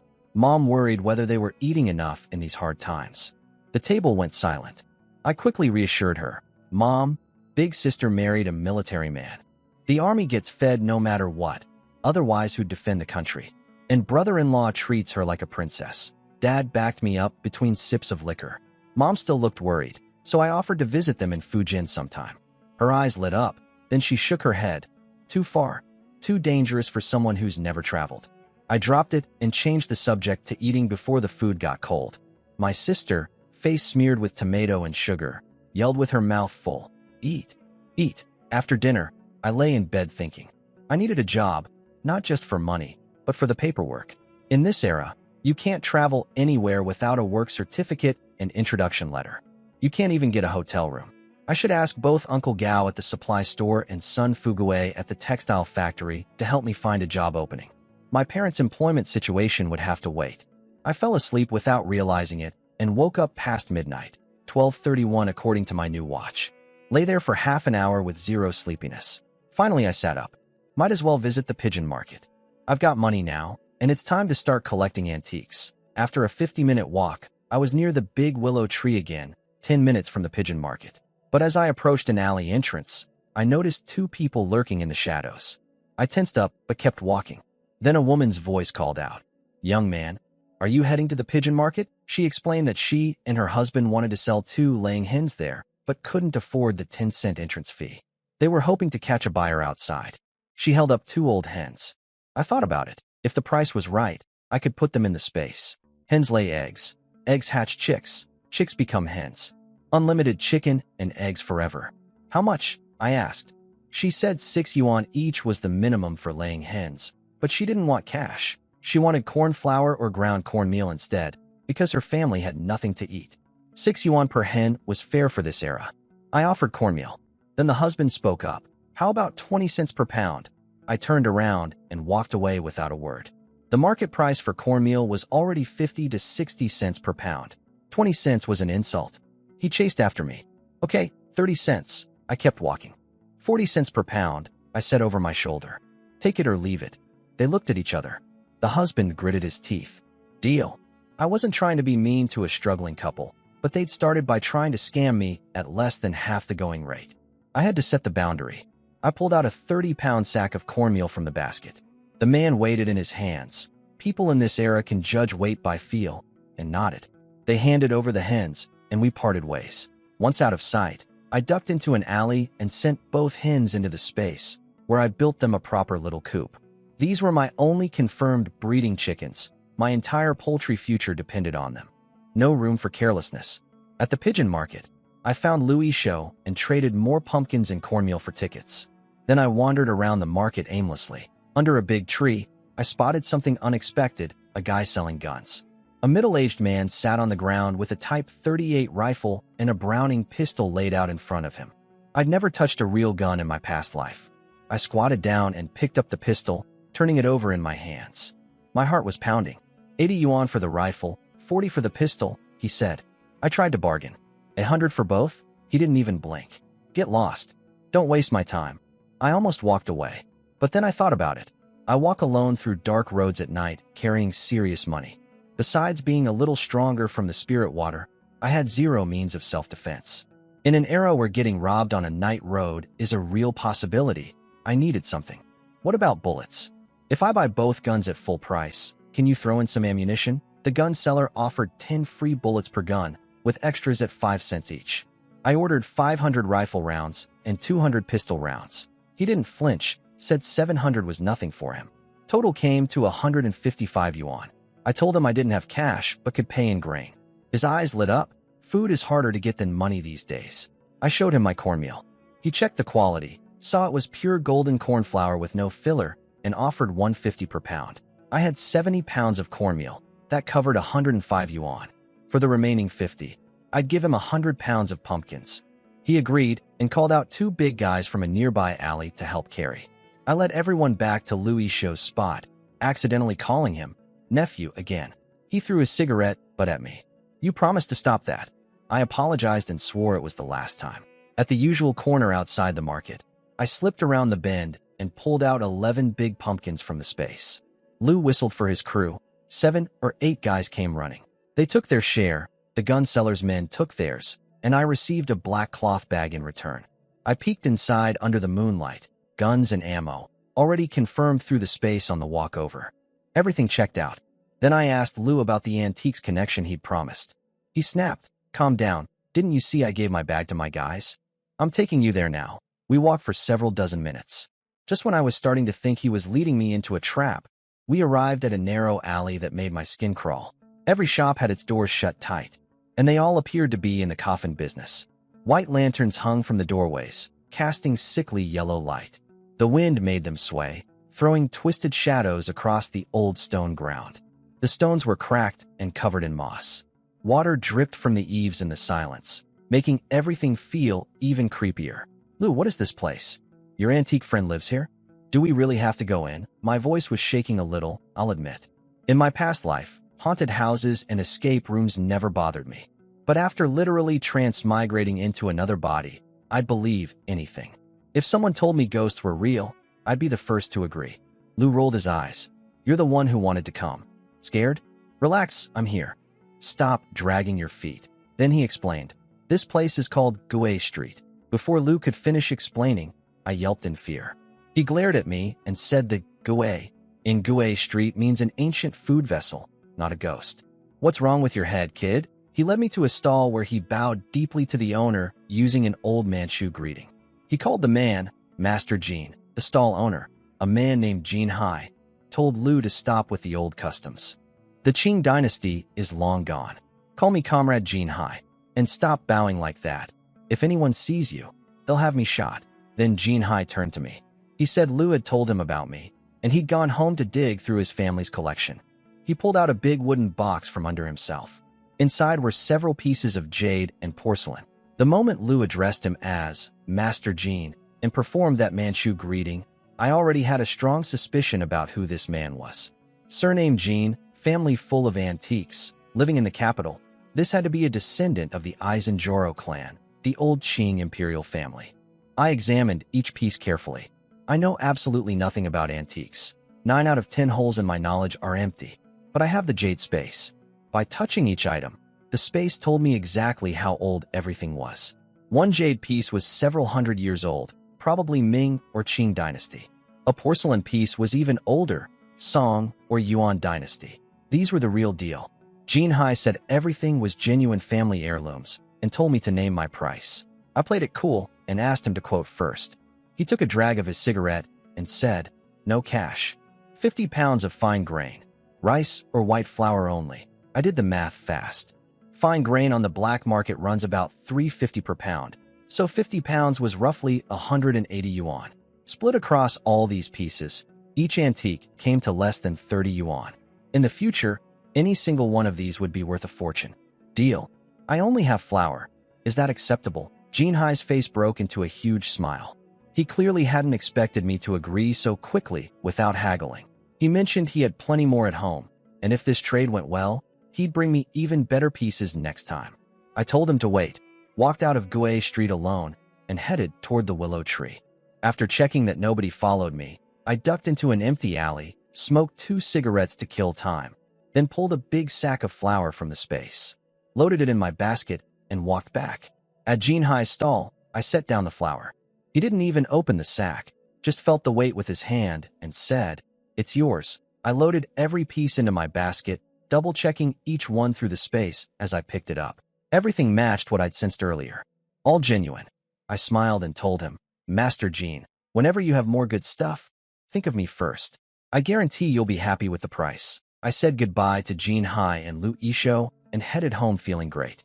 The next morning, I was up before dawn, grabbed 2 leftover buns, and headed for the mountains. Mom caught me at the door and asked where I was going so early.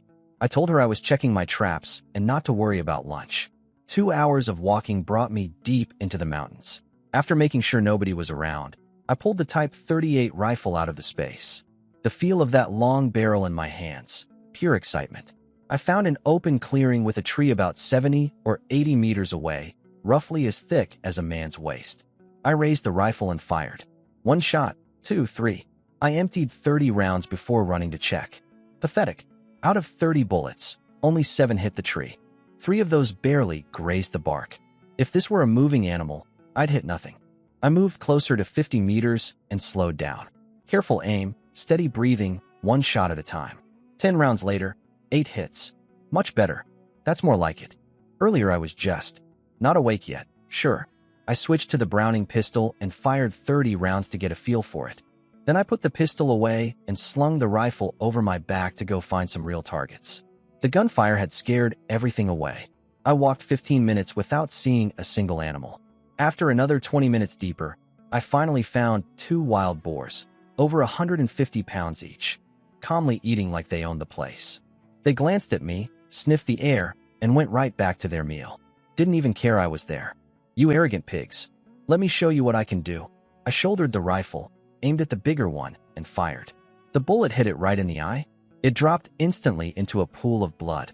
The other one panicked and bolted. I worked the bolt action as fast as I could and fired again, but the shot missed, kicking up dirt beside the fleeing boar. "Still need practice." I sighed, collected the dead boar into the space, and sat against a rock for a smoke break. On the way back down, I checked my traps, mostly just markers to help me navigate, honestly. I picked up 5 wild chickens and 3 rabbits along the way. Near the village, I pulled out a small dead boar from the space, about 70 or 80 pounds, tied up with vines. Thanks to the spirit water, my body was strong enough to carry it without breaking a sweat. The usual crowd of kids and old folks swarmed me the moment I entered the village. "Second grandpa caught another boar," one old man remarked casually. "Your luck is incredible. You never come back empty-handed." He meant nothing by it, but those words hit me like ice water. A cold sweat broke out across my back. If people started getting too suspicious about my never-ending luck, that could become a serious problem. The old man's casual comment hit me hard. He was right. Every single time I went to the mountains, I came back with something. If anyone got curious enough to follow me one day and saw me pulling animals out of thin air, my secret would be exposed. If that got reported, I'd end up as a lab rat being dissected by scientists. I quickly explained it away. "It's not luck. I dug traps on the mountain a while back, and this boar just fell into one." The old man, son Erlong, waved his hands and assured me he wasn't trying to get a share. I laughed and said we're all family here, then handed out 5 candies to the kids hanging around and headed home. My parents weren't back yet. I didn't know how to butcher a pig, so I just started boiling water in the big pot and waited. They showed up soon after.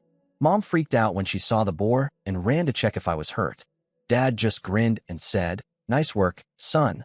We've still got chicken and rabbit left, and now you bring home a pig. We're set for a while." Mom snapped at him for only thinking about food, then went to boil more water. Dad and I exchanged a knowing look, and he grabbed a knife and started processing the boar. The man was a pro, had the whole thing cleaned and cut in under 30 minutes. I took over cooking. Stewed ribs in a clay pot, braised pork belly, and stir-fried pig heart and liver with green peppers. Took me over 40 minutes, longer than Dad spent on the entire pig. My little sister clung to my leg the whole time asking when we could eat. At the table, Dad was already set up with his bottle and glass. We had a great meal. Afterward, my sister draped herself over me, sucking on a white rabbit candy and covering my face with sticky kisses. Mom laughed. "She's young but already knows how to butter you up." Dad asked if he could have a taste of her candy. She shook her head like a little rattle drum without saying a word. Everyone cracked up.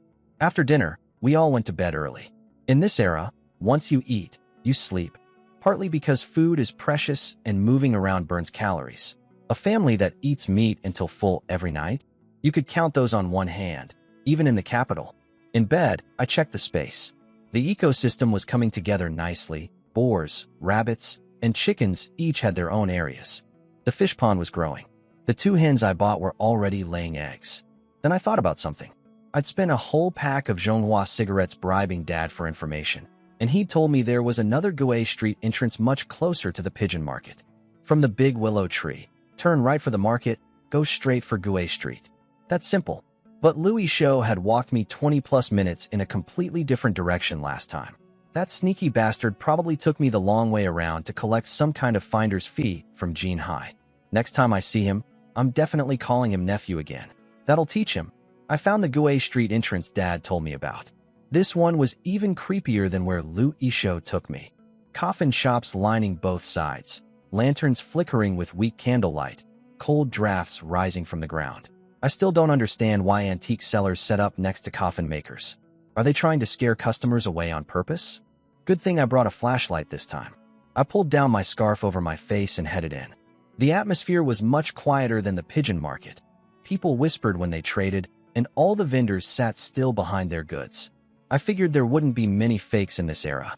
The cost of forging antiques would be higher than the selling price. Plus, I had the jade space to check the age of anything I touched. Double insurance.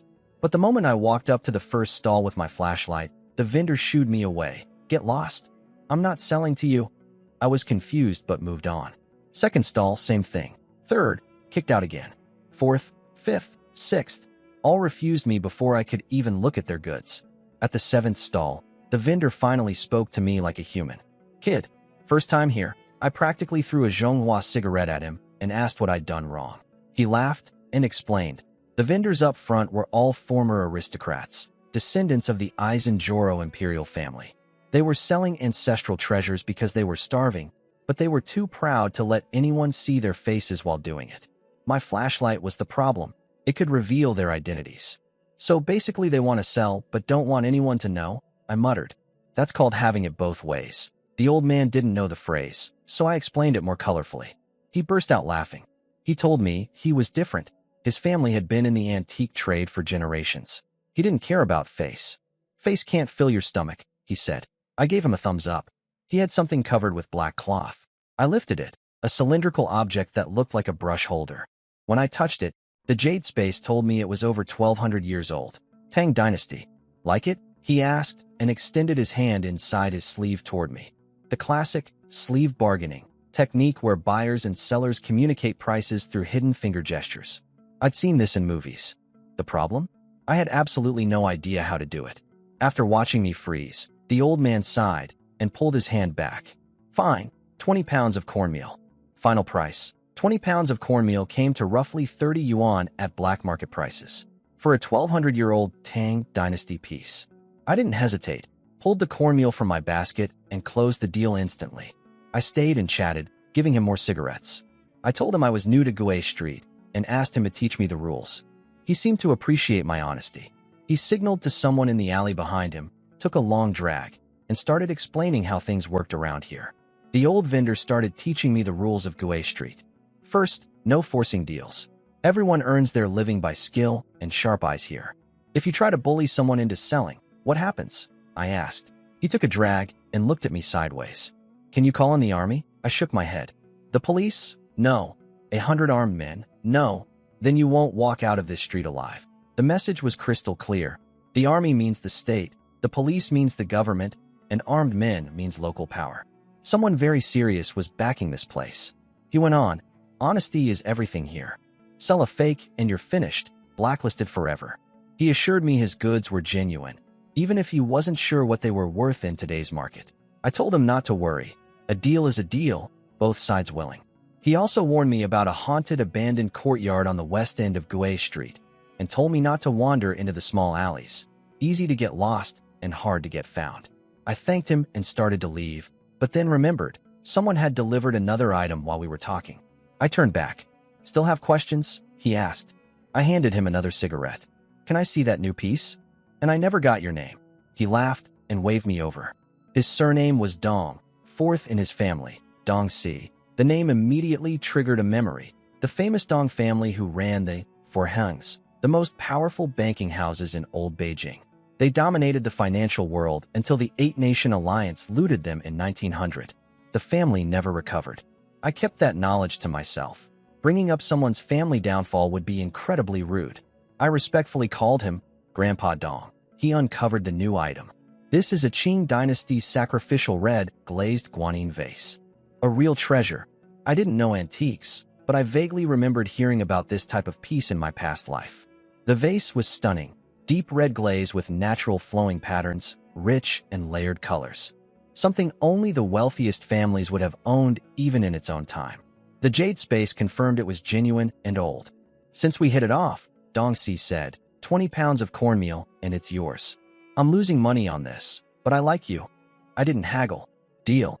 You're giving me face, so I'd be rude to refuse, he grinned. I like a decisive young man. It's yours. I wrapped the vase carefully in cloth and placed it in my basket. My heart was racing. I had a strong feeling this was something incredibly valuable. 2 Tang and Qing Dynasty pieces for 40 pounds of cornmeal total. In the future, either one of these could be worth a fortune. After paying 20 pounds of cornmeal for the vase, I chatted a bit more with Grandpa Dong and hurried home. I couldn't stop thinking about that guanine vase. I turned it over and over in my hands, trying to remember what I'd heard about it in my past life. The harder I tried, the blanker my mind went. Forget it. It's in my space now. Nobody can take it. Someday I'll open my own museum, but I still couldn't sleep. Finally, I burned through all my mental energy speed growing an acre of rice in the space, and within 30 seconds I was out cold. Woke up late the next day with the sun already high. When I stepped outside, I found my little sister squatting in the yard, completely absorbed in watching something on the ground. My parents had gone to the fields for spring planting and left her home alone. Kids in this era grow up fast. A 3-year-old home by herself and not a single complaint. She heard me washing up and came running over. "Big bro, you awake?" I picked her up and squeezed her chubby cheeks. Definitely getting rosier lately. She told me Mom said not to wake me. When I asked if she'd eaten, she nodded hard and lifted her shirt to pat her belly as proof. I quickly pulled her shirt back down and told her seriously, "Never lift your clothes in front of anyone, ever." "Okay, big bro." I gave her a candy and she was happy again. I decided to visit my grandparents. Loaded up a basket from the space. 7 or 8 pounds of pork, 10 pounds of rice, 10 pounds of flour, 30 pounds of cornmeal, some tomatoes, cucumbers, and 2 apples. I wished I could bring more, but I still had no legitimate explanation for where all this food came from. I really needed that job. Grandpa and Grandma were sunbathing in their yard. They fussed as usual. "We don't need all this. You brought too much last time." I told them about my mountain traps and assured them their grandson was doing well. They should eat without worrying. Grandpa patted my shoulder proudly, but warned me to be careful in the mountains. Grandma brought up marriage again, said I needed someone to take care of me. I scratched my head and told her I wasn't ready yet. Just wanted to make life better for the family first. On the walk home, a very serious thought hit me. My grandmother's name is Zhao Hongyun. The supply store clerk who calls herself my cousin is also named Zhao Hongyun. If those two ever found out they shared a name, the store clerk would have even more ammunition to milk our fake family connection. That woman was already shameless enough. Back home, I cooked lunch, wild vegetables with boar meat over rice. I've basically taken over all the cooking since Mom's meals are edible at best. Can't blame her though. After years of poverty, she cooks everything boiled or plain, barely uses oil or seasoning. I fed my little sister first, rice, pork, and malted milk. She ate with oil all over her face, little feet tapping happily. After she was full, I sat down with a bottle of Mao and some fried peanuts. Now this is living. By 5 o'clock my sister was asleep and I started cooking dinner. My parents came home smelling the food from the gate. Dad's eyes lit up. "Son, I could smell it from the street." Over dinner, I handed Mom 200 yuan. This is from selling wild boar meat. Both my parents froze. They had no idea I'd caught more boars. Mom immediately started worrying about the danger. I calmed her down, then brought up what I really wanted to discuss. "Mom, Dad, I want to go visit big sister in Fujian." Mom shut it down instantly. "Absolutely not. It's too far, too dangerous. You've never traveled alone." I pushed back gently. Big sister had been gone over 3 years. Mom herself said she missed her. I needed to go check on her. And I wouldn't leave right away. I still needed to arrange an introduction letter and train tickets. Mom kept shaking her head, so I looked to Dad for backup. He thought about it, then spoke up. "There's an old saying, traveling 10,000 miles teaches more than reading 10,000 books. The boy's old enough. We do miss our daughter. Let him go." After a long internal struggle and plenty of begging from me, Mom finally gave in. But the flood of instructions that followed was endless. Send a telegram the moment you arrive. Don't skip meals to save money. Eat properly. Be careful with strangers. My eyes went red listening to her. "Mom, I promise I'll take care of myself." Dad put his hand on my shoulder. "Stay alert out there. Don't trust people too easily. Keep calm when things get tough." "I'll remember, Dad." Over the next few days, I got ready for my trip to Fujian. First, I went to the village chief for an introduction letter. When Sun Erlu heard I was going to Fujian alone, his mouth dropped open wide enough to swallow an egg.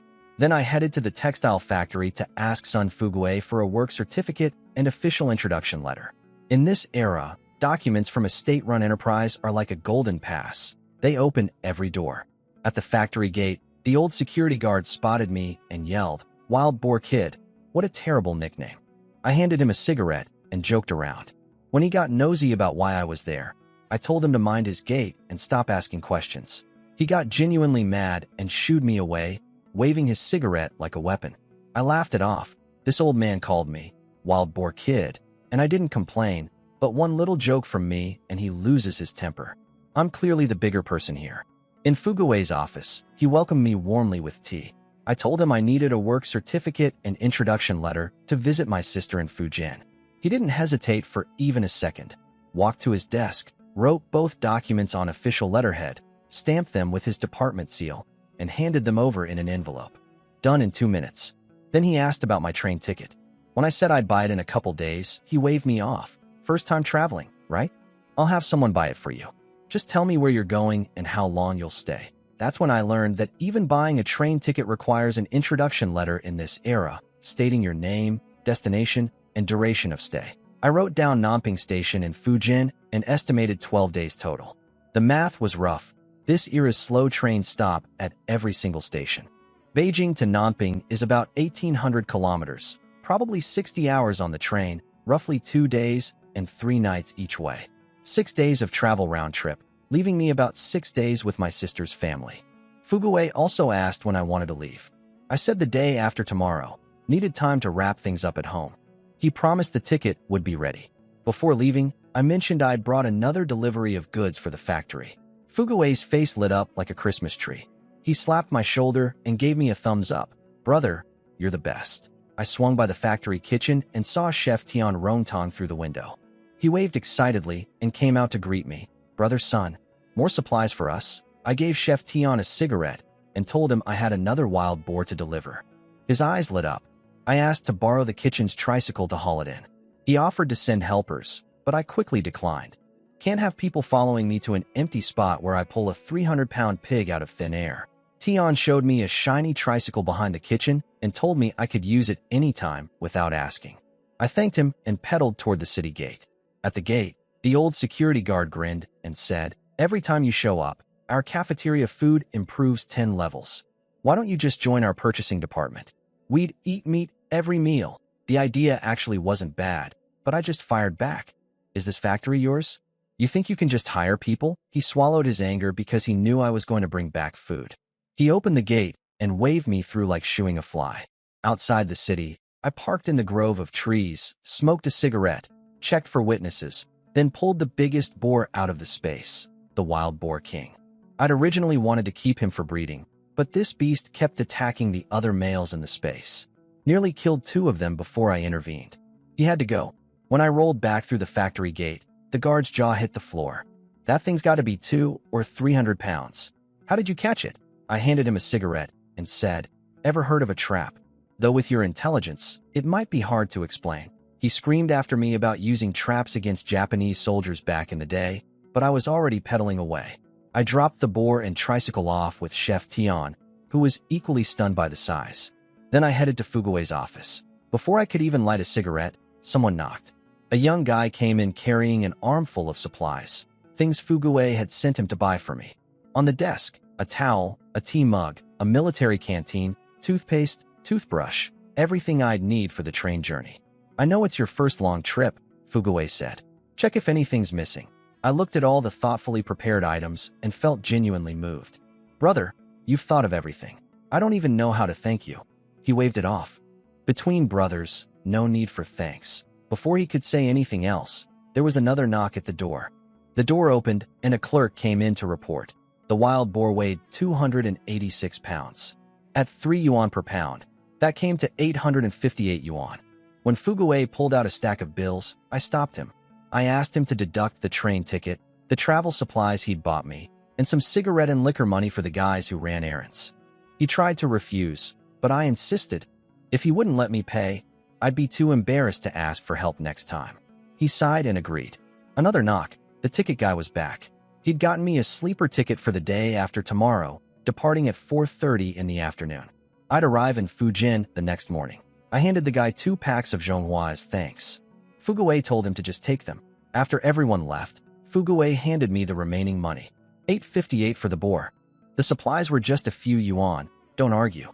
Train ticket plus errand money. I kept 8. Rest is yours. I looked at the money. "Brother, 8 yuan doesn't even cover the train ticket." He waved me off and stuffed the cash into my hands. I knew he'd covered the difference out of his own pocket. I made a mental note to repay this kindness. He invited me to lunch at the cafeteria, but I declined. Things to do at home. I promised to treat him and Chef Tian to a proper restaurant dinner after my trip. The walk home took over an hour. Halfway there, I nearly turned around to go buy a bicycle. My legs were screaming, but I couldn't explain where I got a bike ticket. I also kicked myself for not asking Fuguwei if his purchasing department had any job openings. Not my dream job, but better than nothing. My face still wasn't thick enough for that kind of ask. At home, nobody was around. I pulled out rice, flour, pork, and fish from the space, then carried it all to my grandparents' house. They were surprised and moved as usual. I told them about my Fujian trip. They worried a little but understood. A brother visiting his sister after 3 years apart. That evening, I told my parents everything was set. Mom started her endless safety lecture again. I teased her. The train isn't until the day after tomorrow. Are you going to lecture me nonstop for 2 straight days? She got flustered. You ungrateful brat. I'm just worried. You've never been this far from home. I held her hand. Mom, I'll be fine. I'll bring you back something good. She laughed through her tears. I'm not your little sister. You can't buy me off with treats. Just come home safe. I grinned. Maybe I'll meet a pretty girl on the train and bring her home as your daughter-in-law. Mom shook her head, but couldn't hide her smile. You and your big mouth. But if you really did bring one home, that wouldn't be bad at all. 2 days flew by, and it was time to leave. My parents both skipped work to see me off. Mom tried to give me back the 200 yuan I'd given her. Son, you'll need money on the road. We don't need it here. I told her I'd made over 800 from selling the boar and had plenty.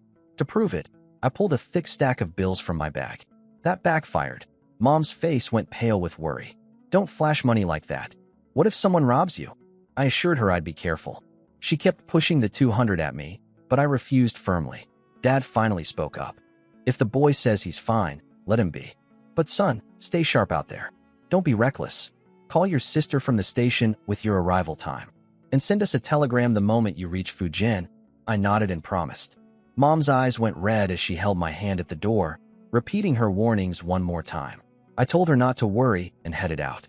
Once I was past the village, I stored my suitcase and basket in the space. No point carrying that weight for an hour. Near the city, I pulled the suitcase back out. At the train station, I stopped at the post office and called my sister's military base to let them know I was coming. Meanwhile, in Fujian at the army base, a soldier delivered the message to my brother-in-law Zhao Yinxiang. A man named Sun Ergu called. Says he's your wife's brother. Arriving in about 60 hours, a buddy of Zhao's teased him. You just had a fight with your wife, and now her family's coming to back her up. Better watch yourself. Zhao laughed it off. My brother-in-law? That kid is pale and pretty as a girl. I could take 3 of him with one hand. But when he got home, he turned into a completely different person. His wife, my big sister Sun Ernie, was giving him the cold shoulder. He tried to butter her up. Honey, I have amazing news. She didn't even look up. Go pick up the kids from school instead of sitting there like a lord, smoking and drinking tea while I handle everything. Zhao took the scolding and then dropped the bomb. Your brother called. He's on a train to Fujian right now. Should be here in about 60 hours. My sister's first reaction? She didn't believe him. Don't lie to me. My family can barely afford food. How would my brother get a train ticket and introduction letter? If you want to make me happy, at least make up something believable. Zhao swore on everything he could think of. The message came straight from the reception office. Caller identified himself as Sun Ergu, her brother, no question about it. She asked him one more time, dead serious. Is this real? Real? Realer than real. Her face transformed. Suspicion melted into pure joy. She started pacing the room, whispering to herself, my little brother is really coming. This is wonderful. Meanwhile, my sister started planning what to cook for me, then immediately switched to worrying about whether my train would be late or if I'd run into trouble. Her husband Zhao Yinxiang watched her pace around like a headless chicken, gave up trying to talk to her, and went to pick up the kids from school himself. As for me, I was on the train, and the excitement lasted exactly 5 minutes. I'd never ridden an old greenskin train in my past life, and now I understood why. The seats were rock hard, the aisles jammed with luggage, the car swayed and rattled, and the air was a cocktail of unpleasant smells. Compared to the bullet trains of the future, smooth, clean, fast, comfortable, this was like comparing a palace to a barn. At least Fuguwei got me a sleeper ticket. I walked into the small compartment and immediately opened the window. Fresh air was a necessity, not a luxury. Gradually, my 5 compartment mates arrived. An old man in his 50s, 3 guys around 30, and 1 young man close to my age.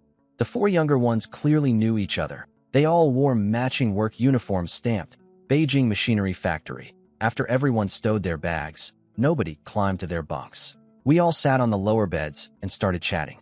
About half an hour in, one of the machinery guys asked what I did. I told them I worked at the Beijing textile factory and was heading to Fujian on business. I pulled out Dakiamin cigarettes, not the Zhonghua, no need to show off, and handed them around. The old man politely declined, preferring his own tobacco pipe. Cigarettes broke the ice fast. The group leader was Zhang Hongying, accompanied by Li Yuanchao, Li Jianguo, and Li Difu. The old man just said his surname was Zhao. Within 1 cigarette, we were chatting like old friends. Zhang told me they were heading to Zhejiang on business, and we'd be travel companions for most of the journey. First time traveling? Ask us anything. We've done this plenty of times. About an hour into the ride, a knock interrupted our conversation. A train attendant announced dinner service. Rice, noodles, or steamed buns, with over a dozen dish options available in half portions. Zhang stood up, pulled money from his bag, and ordered for his group 9 corn buns, 2 rice portions, 1 meat dish, 2 vegetable dishes, 2 bottles of erguota liquor, and 8 beers. The attendant calculated everything quickly, 4 yuan and 22 cents plus meat ration tickets. Zhang paid with a 10 yuan bill, got his change and meal tickets, and the attendant politely told us the food cart would come by shortly. I was genuinely surprised by how professional and courteous the train staff was. In the future, people always complained about greenskin train service. But here in this era, the attendant was polite, efficient, and pleasant. Didn't see that coming. I quickly figured out why the train staff was so polite. In this era, train passengers usually have real jobs, and some could be high-ranking officials traveling in any car. One rude moment could mean offending the wrong person. The attendant asked if old man Zhao and I wanted to order. We both declined. After the attendant left, Zhang Hongying looked confused. "Brother, it's 2 days to Fujian. You're not going to eat?" The food here is incredible. The chefs are borrowed from the National Banquet Hotel. Even the government brings in railway cooks when hosting foreign dignitaries. That blew my mind.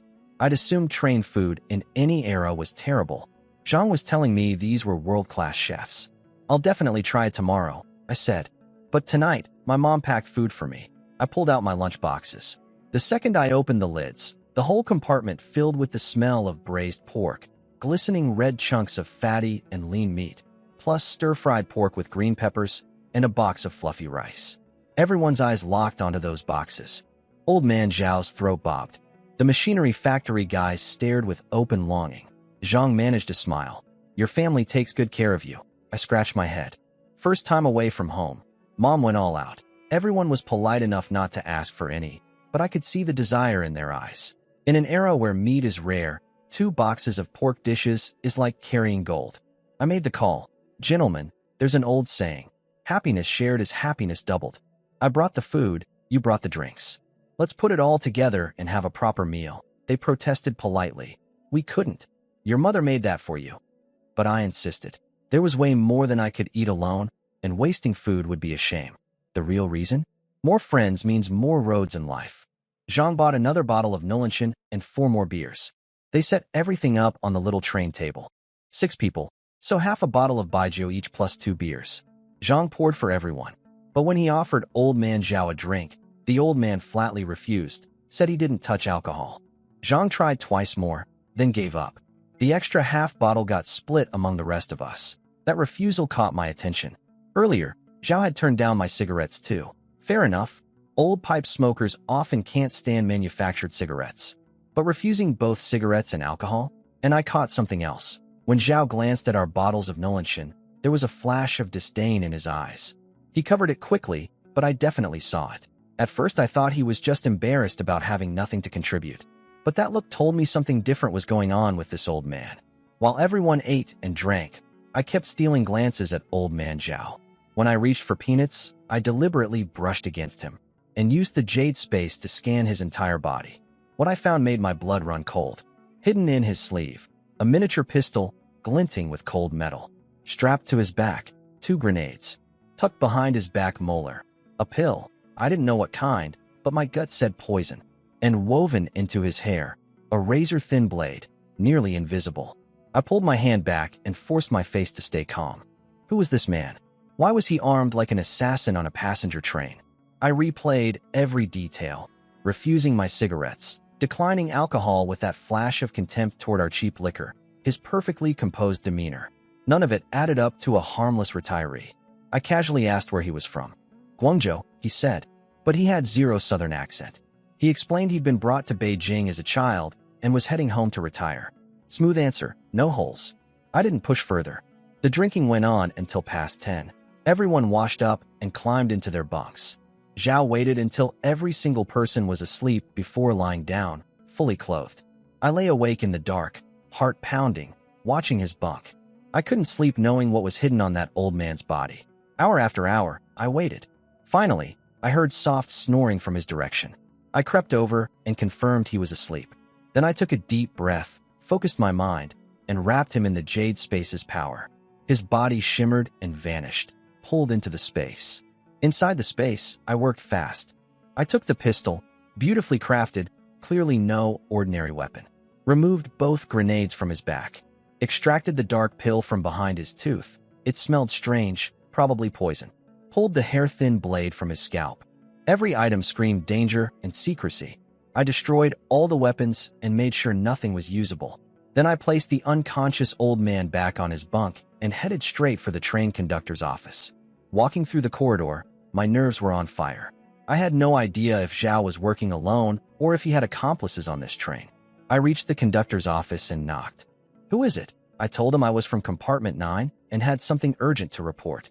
He opened the door, saw my face, and told me to calm down and explain. I whispered that there was a suspicious person in our compartment carrying dangerous items. His expression turned dead serious. He called in the 2 railway police officers on board. After hearing my report, the senior officer Niefuse immediately understood the gravity. He told his younger partner Sun Yonggan. Based on this comrade's description, the man fits the profile of an enemy agent. These people never carry just one weapon. We need to arrest him immediately before anyone gets hurt. The 2 officers walked down the narrow corridor with grim determination. They pushed open our compartment door. Zhao was lying still, sleeping deeply. They exchanged a glance, then lunged simultaneously and pinned him down. Just as I told them, he didn't wake up at all. They cuffed him quickly. They searched him and found exactly what I described. The miniature pistol in his sleeve, cold metal gleaming under the light. Then the 2 grenades at his waist. They removed everything carefully. These agents always hide poison behind their back molars. They bite down to kill themselves when caught. Open his mouth, Nya ordered. His partner pried Zhao's jaw open and found the dark pill exactly where I said it would be. Confirmed. Classic enemy operative technique, Nya said, finally breathing a little easier. I played innocent and said, I remember seeing in movies that spies sometimes hide razor blades in their hair or needles in their ears. Is that really true? Nya's eyes went cold. Following my hint, he searched Zhao's hair thoroughly and found the paper-thin blade I'd already discovered. Without my suggestion, they might have missed it entirely. Young comrade, we owe you for that tip. We could have easily overlooked that blade, Nya said, patting my shoulder gratefully. The conductor told Zhang Hongying and the others, who were frozen on their bunks, not to worry. I waved to them on my way out. It's probably just a misunderstanding. Go back to sleep. In the conductor's office, I retold the whole story, but my version, of course. I said I'd accidentally bumped Zhao's wrist reaching for peanuts and felt something hard. He'd given me a suspicious look.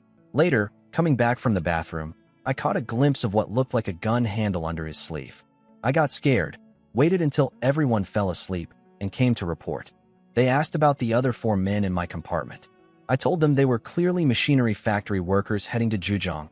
No concerns there. But whether Zhao had accomplices elsewhere on the train, I had no idea. The officers tried to interrogate Zhao, but he wouldn't wake up no matter what they did. I helpfully suggested what I'd seen in movies, splash water on his face. That usually works. I didn't wait for anyone to react. Just grabbed the tea mug off the table and splashed water right in Zhao's face. While doing it, I secretly touched him and used the space to release the hold on his consciousness. He shivered, then slowly opened his eyes. Wow, it actually works, I said, acting surprised. Zhao saw the handcuffs on his wrists and the officers standing over him. A flash of panic crossed his eyes, but he recovered fast. Officers, what is this? There must be some misunderstanding. Officer Sun Yonggan told him straight. You were carrying dangerous weapons. We have reason to believe you have hostile intentions. State your identity and purpose. Now, Zhao kept insisting it was all a misunderstanding. But the senior officer Nye Fuse had clearly dealt with people like this before. He said calmly, You're an enemy agent, aren't you? Stop resisting. We're all compatriots here. Cooperate and you'll be treated fairly. That shut Zhao up. He stopped protesting but refused to answer any questions. No matter how much pressure they applied, he stayed silent. Nye decided to hold him until the next station and hand him over to the local police for deeper interrogation. They also tightened security on the entire train. 20 minutes later, we pulled into a station where police were already waiting on the platform. Nye and Sun transferred Zhao and briefed the local officers on everything. The local police chief marched right up to me and started praising me loudly. How brave I was, what a great service I'd done for the people, how the nation needs young men like me. His booming military voice drew the attention of every passenger in the car. I wanted to disappear. You couldn't just say thank you quietly? Why announce it to the whole train? I shook his hand, exchanged some polite words, and watched them take Zhao away. What nobody noticed was a pair of hateful eyes watching from a corner of the carriage. Back on the train, Nye suggested I move into their compartment for safety. I agreed immediately. Not because I was truly scared, but why take chances? Extra protection plus good company was a win-win. Sun Yonggan, who was only a few years older than me, couldn't contain his curiosity.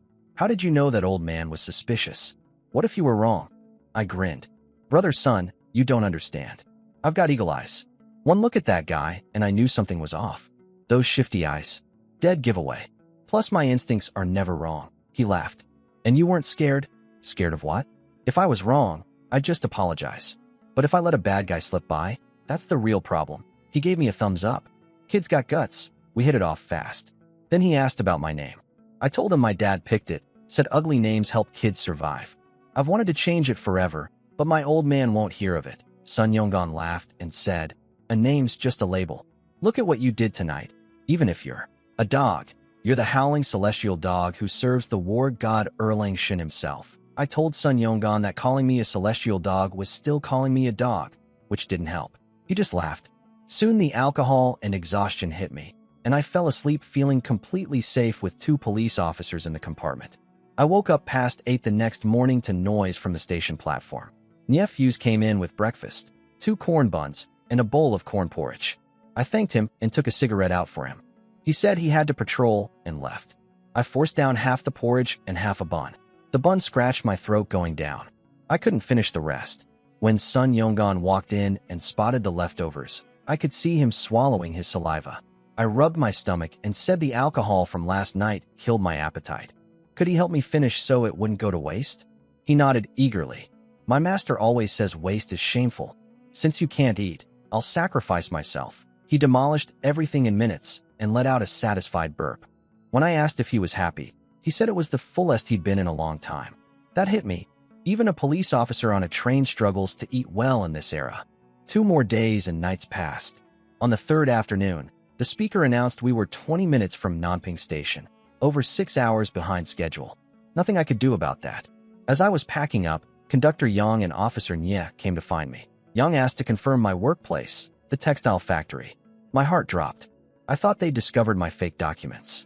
I immediately decided to take full responsibility. No way was I dragging Sun Fuguwei down. I confessed everything. I'm not actually a factory worker. I'm from a farming village. I sell game to the textile factory. I asked a friend there to write me a work certificate and introduction letter because I didn't think a village letter would be good enough for traveling. Whatever punishment there is, please only punish me. Both men stared at me in stunned silence. Then they burst out laughing so hard they could barely breathe. Didn't see that coming. Kids got loyalty, Yang gasped. But checking documents isn't my job. He pointed at Nya. Stop laughing. This is your department. Go interrogate him. Nya was doubled over. Not my problem either. Someone else can deal with it. I stood there, face burning red, realizing I'd completely misread the situation. I handed them both cigarettes and lit them up. Can you just tell me what you actually wanted? I'm about to miss my stop. That snapped them back to reality. Yang composed himself and explained, since you don't actually work at the textile factory, we need a real contact address. In case anything comes up with the case, we need to be able to reach you. I gave them both my sister's military address and my home village address without hesitation. When they saw the military connection, the conductor's eyes lit up. No wonder your awareness is so high. You're a military family member. His intense enthusiasm made me uncomfortable. Thankfully, the train started slowing down. I said quick goodbyes and grabbed my suitcase. Sun Yonggan appeared at the compartment door, took my suitcase, and clapped my shoulder hard. When you're back in Beijing, come find me. I've got good stuff for you. He walked me to the exit and said his own version of a farewell. As the saying goes, parting is such sweet something. See you back in Beijing. Conductor Yang unlocked the door and said something strange. We'll be seeing each other again soon. I assumed he meant my return trip and didn't think much of it. What I didn't hear was Nya asking Yang after I left, think this kid will actually take the job placement? Yang replied, he said he's unemployed. This is a rare opportunity. He'll probably value it.